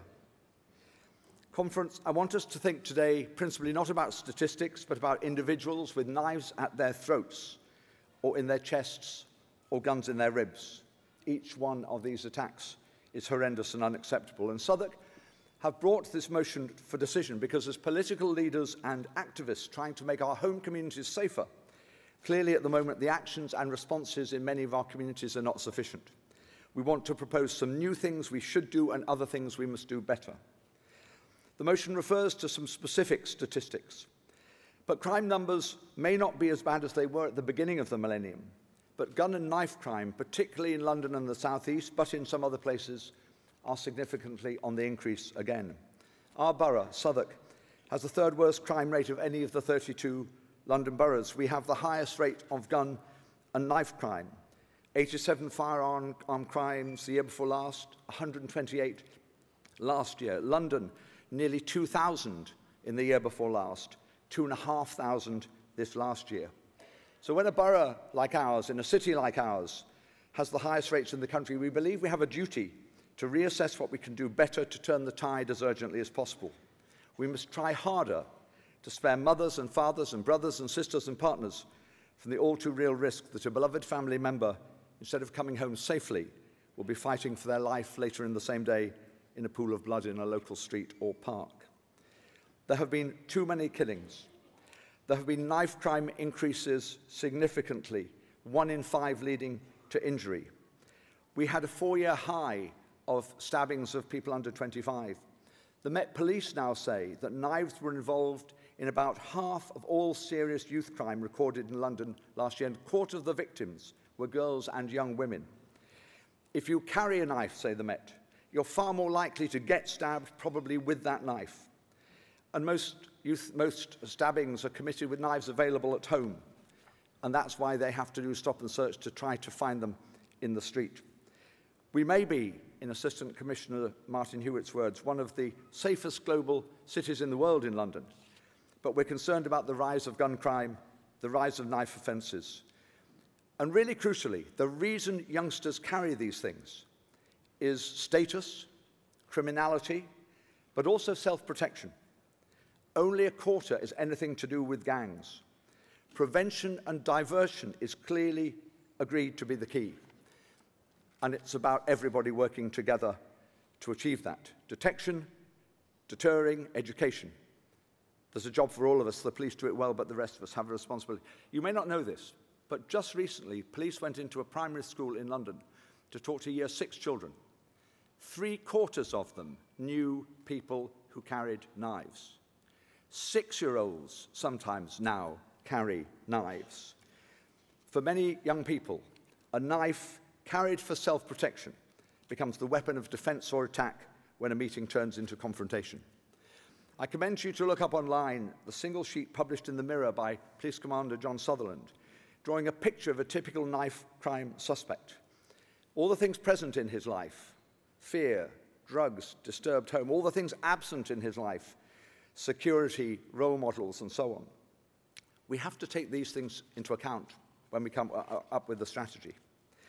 My friend Patrick Regan, who you may have heard of, who's the founder and chief executive of XLP, says, not only have we seen an alarming increase in those carrying and using knives, the impact is often long-lasting, and in some cases sparks more fear, causing cycles of knife carrying to begin. Don't tackle the symptoms, tackle the causes. Cross-party, cross-agency, networking, communication, mapping, sharing good practice. Sometimes young people won't deal with the police. They won't deal with social services. Their relationships with them have not been good. Often the best people to help youngsters back off are the detached youth workers, peer group mentors, others with far more respect, credibility, and long-term engagement in their community. Bottom line is, most kids are scared. Most kids who carry knives do so because they're not in gangs, because they're afraid. They think, I'm going to stab you before you stab me. We cannot arrest our way out of this situation, says Patrick. We need to invest in long-term relational strategies that build trust between individuals and communities. Relationship nurtures belief that change is possible. So, conference, we have put 5 propositions to you, which we hope you'll agree with. More joined-up work in every community with all relevant groups and individuals, particularly, I believe, in our churches, mosques, and other faith communities, particularly with young members of our faith communities and young leaders. Maximum engagement of those established voluntary organisations with real skill and experience, such as XLP, Kids Count, Red Thread, GAV, and many others. Thirdly, and probably the most radical change, the establishment of mentoring and conflict prevention and mediation training for all school students before they leave full-time education. Teach them how to back off, not get stuck in. All year-round amnesties for guns and knives be handed in without punishment and question, and maximum financial support for community policing. Conference, we need to give more support to our young people, more practical help and more skills to be streetwise without being at risk. We need to help them to have more hope and less fear. There's a duty on all of us to do more effectively and to do it now. Safe and secure communities in the future start with safe and secure lives for all our young people today. Please support the motion. I now ask Dominic Buxton from Tower Hamlets to stand by, and I call Katrina Trett from Fareham to the stage to move Amendment 1.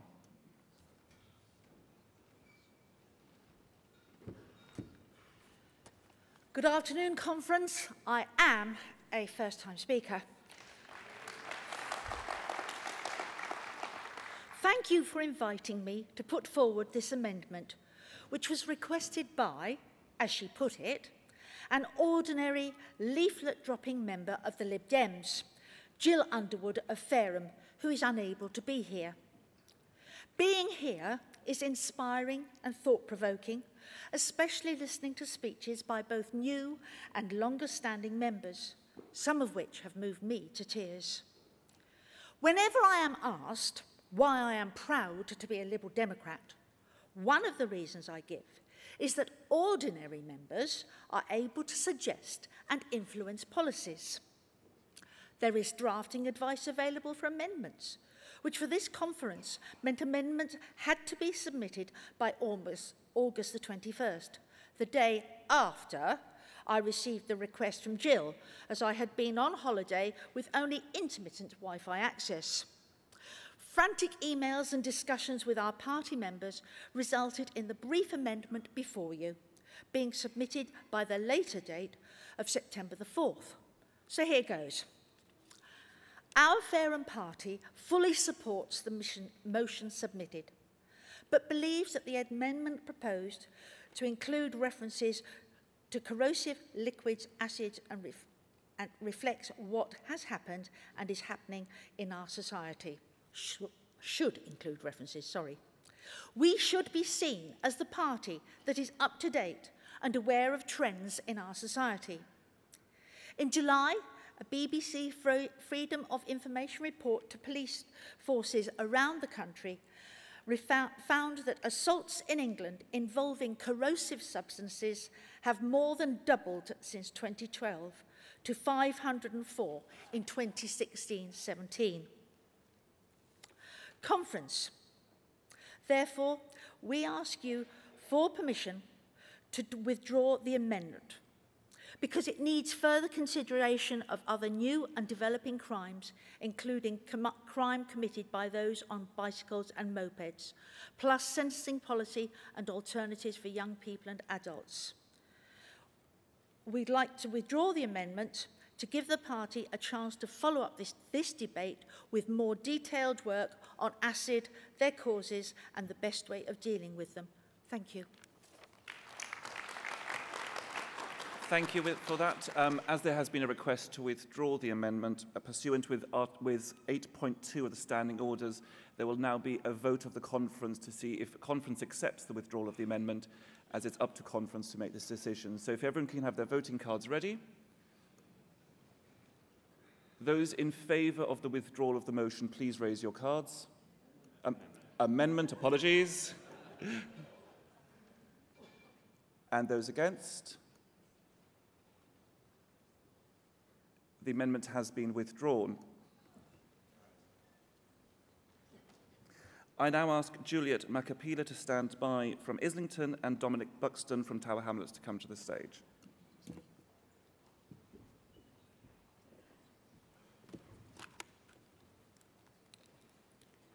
Hello, conference. Gun and knife crime. It's an issue that has been raised a lot whilst I've been out canvassing in Tower Hamlets. Now, there are many ways to solve this issue. One thing we can do is obviously put more police on the street, but I don't think that goes to the root of the problem. That will merely paper over the cracks. So, as Layla Moran so brilliantly points out, the root of many problems is education. So, each child has one shot at our failed education system. So I think it is time to stop treating these children like guinea pigs and invest in their education. We must reform the education system and focus on the individual and the contributions they can make to society.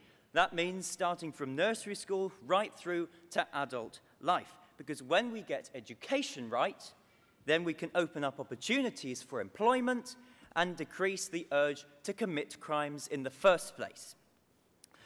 Influenced by harsh rhetoric and injected with a venomous mentality of street gangs, these vulnerable young people will not be able to get a job, much less a good education, and will live purely off government benefits and deteriorate into a life of crime.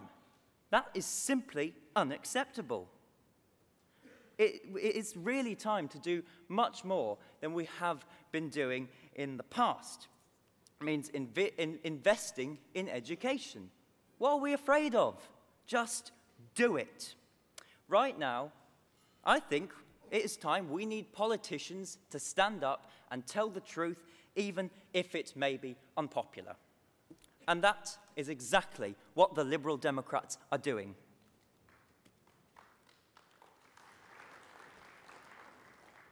Now, I'll admit we've all fallen victim to obsolete politics, and we are prisoners of a corrupt system, and it is time to break those chains, invest in our children's future, invest in my generation's future, and really further education and break the chains of our corrupt system.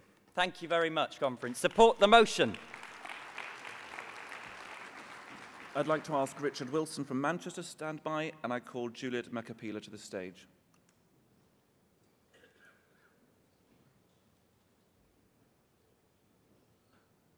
I'd like to call Richard Wilson from Manchester to the stage, and I ask Pauline Pierce from Hackney to stand by.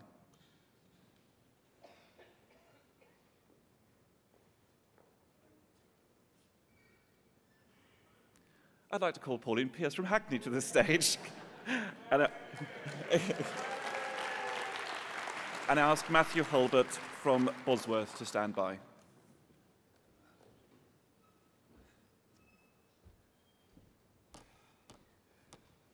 Good morning, conference. No paper, no notes, just talking from my heart. As a mother and a grandmother, as an aunt, as a cousin, I've seen too many lives, young lives, been taken off the streets. The place where I live now, in Hackney, it's an everyday occurrence. 4, 5, 6, 7, 8, 9 times a day. The sirens are going, another kid has been stabbed. Another adult has been stabbed or attacked. Something has to be done, and it has to be done now.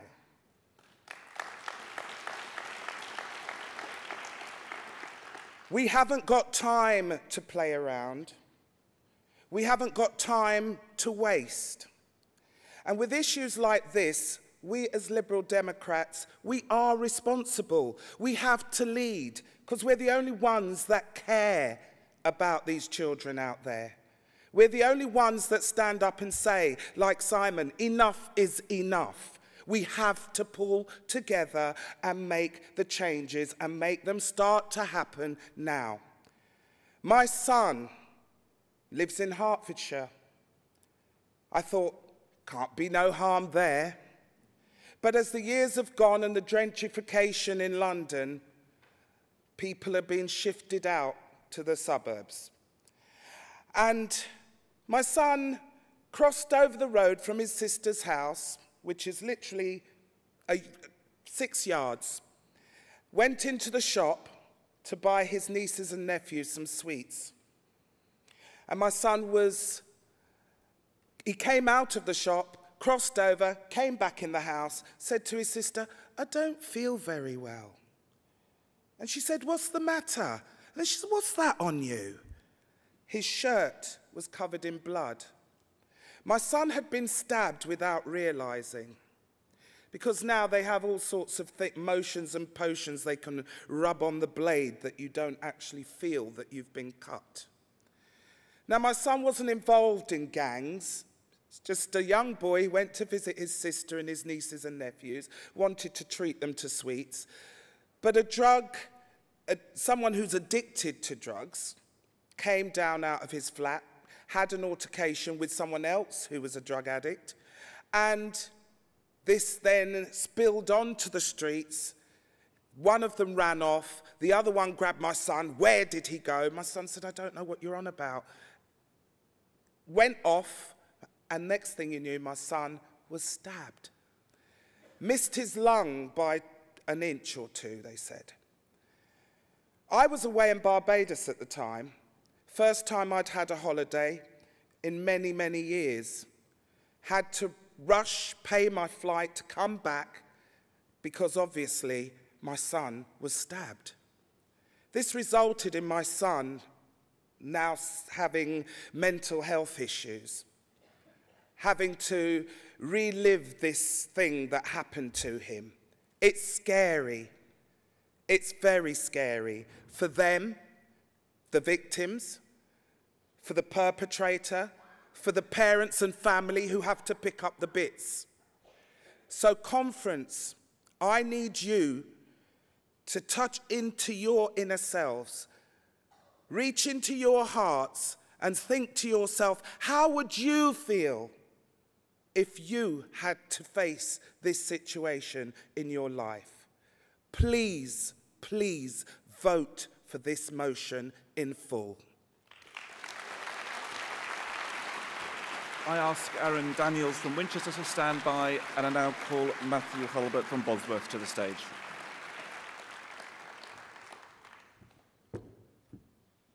Thank you, Chair, and thank you, Conference. And can I first of all say, Pauline Pearce, you're an inspiration, a vitally needed voice in this party. Thanks for all you do, Pauline.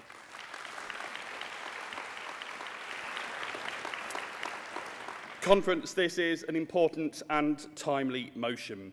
I especially want to agree with lines 14 and 16 that emphasise that this issue, and primarily its impact on our young people, must be responded to urgently and effectively. Lines 29 to 34 talk about the need to work more closely with churches, as Sir Simon Hughes has mentioned, mosques, the police, as well as community-led approaches.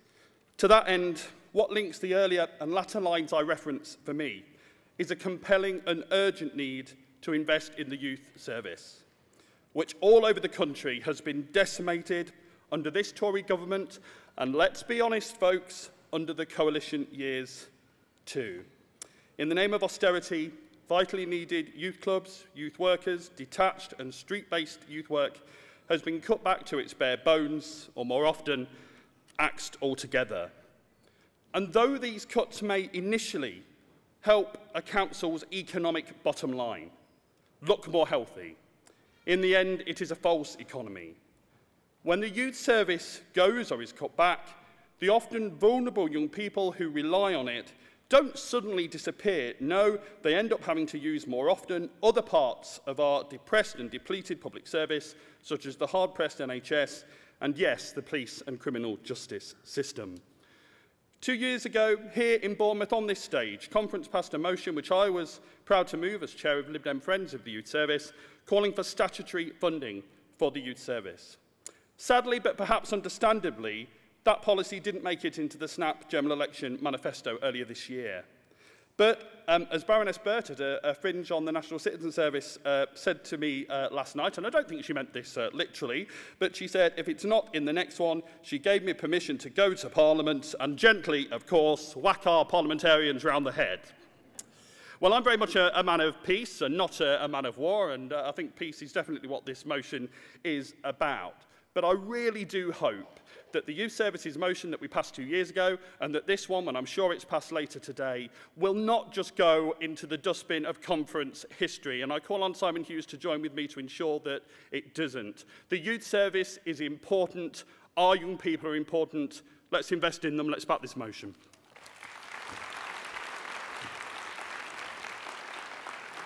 I ask Sally Burnell from Waltham Forest to stand by, and I now call Erin Daniels from Winchester to the stage, who's a first-time speaker.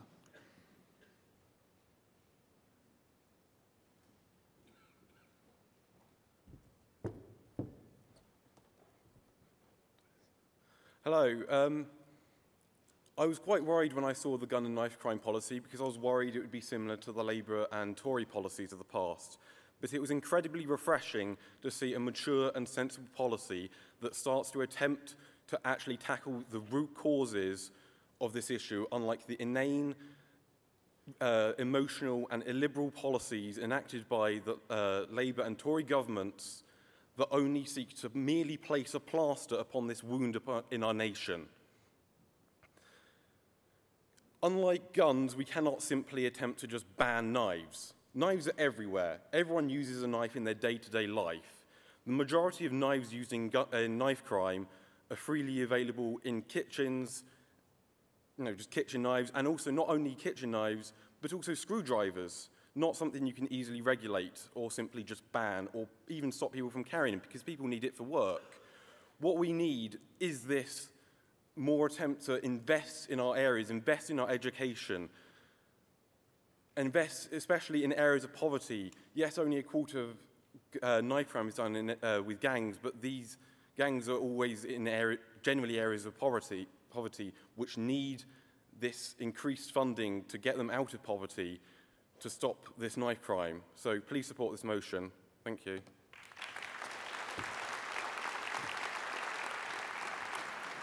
Thank you. I ask Bobby Dean from Lewisham to stand by, and I call Sally Burnell from Waltham Forest. Thank you. Conference, I want to talk about fear. Fear in our communities, where children and young people are disproportionately the victims of crime. And what do we do when we're afraid? We take measures to protect ourselves. These are my house keys. And I read a Huffington Post article recently, 34 things that women do to stay safe. Number 1, we walk with our keys grasped in our fingers in case we need to use them as a weapon. So are we surprised that young people are taking the same approach? According to a Youth Justice Board survey, half of children had been victims of offences in the previous 12 months. That same report found that children who've been a victim are more likely to carry a knife. this vicious circle plays out as an arms race in our communities. And as we've heard from Simon and Pauline in particular, the results are devastating. Yesterday, I went to the Kids Count Fringe, which was absolutely fantastic to hear about the work that they are doing in communities. And we heard from a Kids Count ambassador, a young man called Renel, who is based in North London. And he talked about the false sense of security that comes with gangs and knives.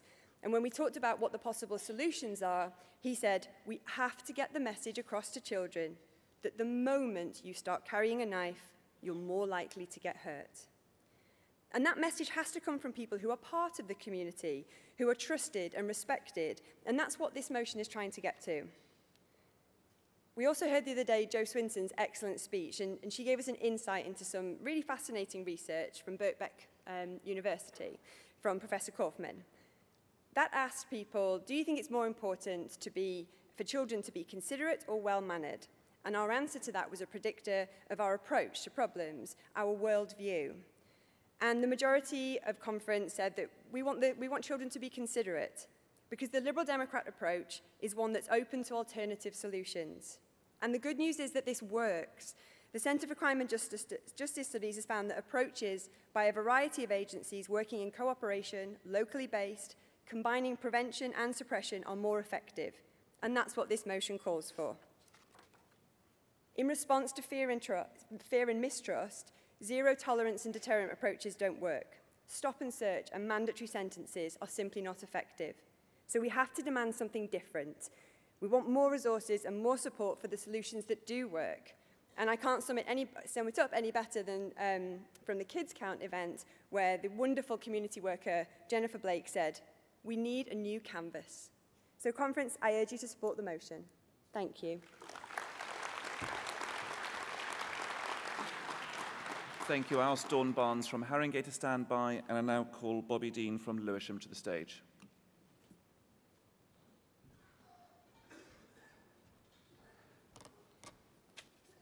Hi, conference. Jordan Wright, 19 years old, lived in Catford and went to school in Forest Hill. In April of this year, he was stabbed to death in Blackheath. Jordan's one of 26 children and teenagers that have been killed in knife attacks this year. And I note the motion says 21, so perhaps that's indicative of just how quickly this problem is rising. My borough of Lewisham was recently named the least peaceful in England and Wales, according to the Institute of Economics and Peace, with a murder rate that's twice the national average.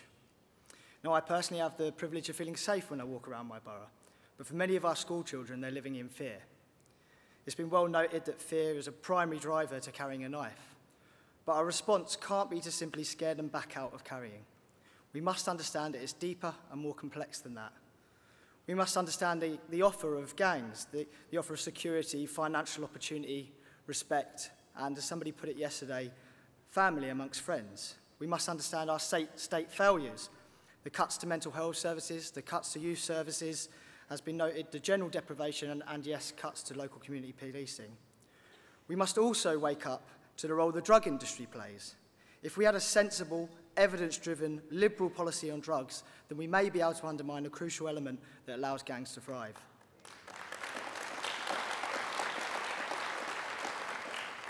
And I also come with a specific plea. When we're looking for solutions, don't just target them at young people, but involve them. Don't just listen, but work with them and allow them to lead, because their lived experiences will inform better outcomes. Conference, there's sometimes a tendency to underestimate the importance of our arguments when we're making them to a room full of other liberals. But let me remind you, there are plenty of useless conservative ideas out there. The lock them up and throw away the key approach is something that we must stand up against. This motion acknowledges that holistic, evidence-driven, liberal solutions are the only way out of this. I urge you to support the motion.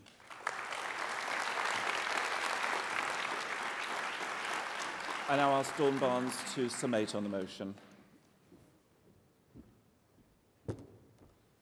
Thank you, Nick.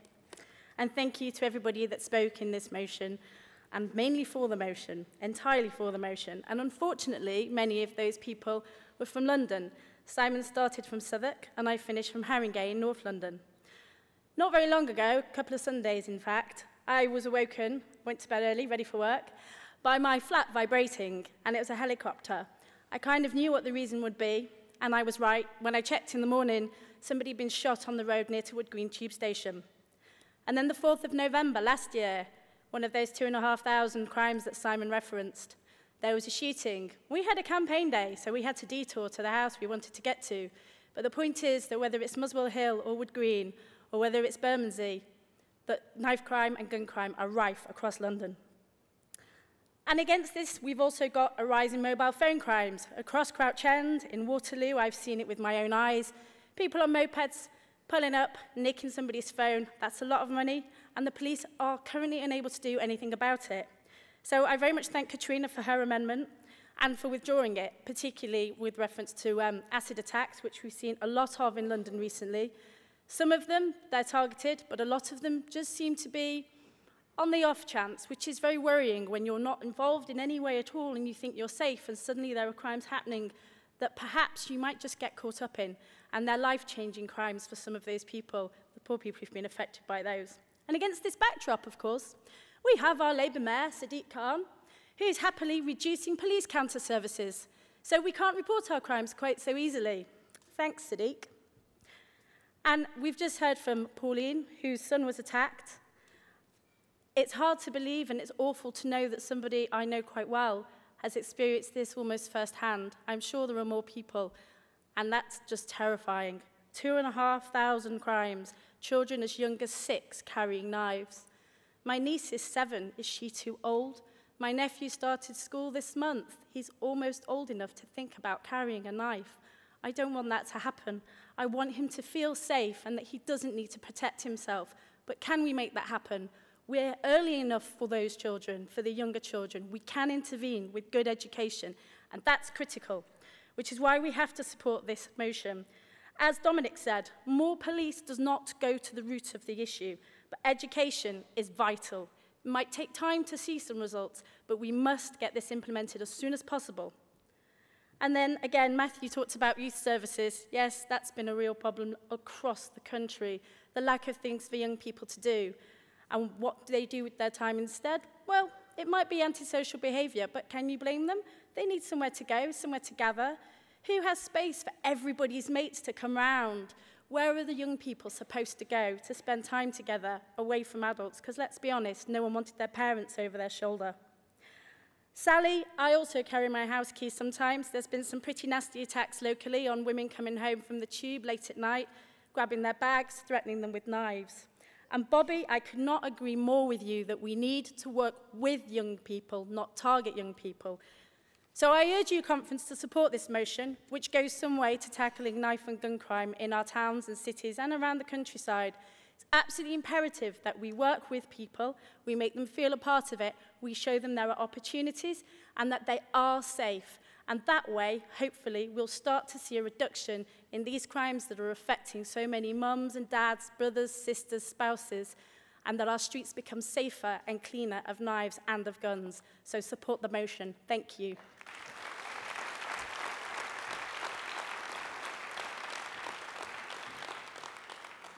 We now move on to a vote on the motion. Could everyone have their voting cards ready, please?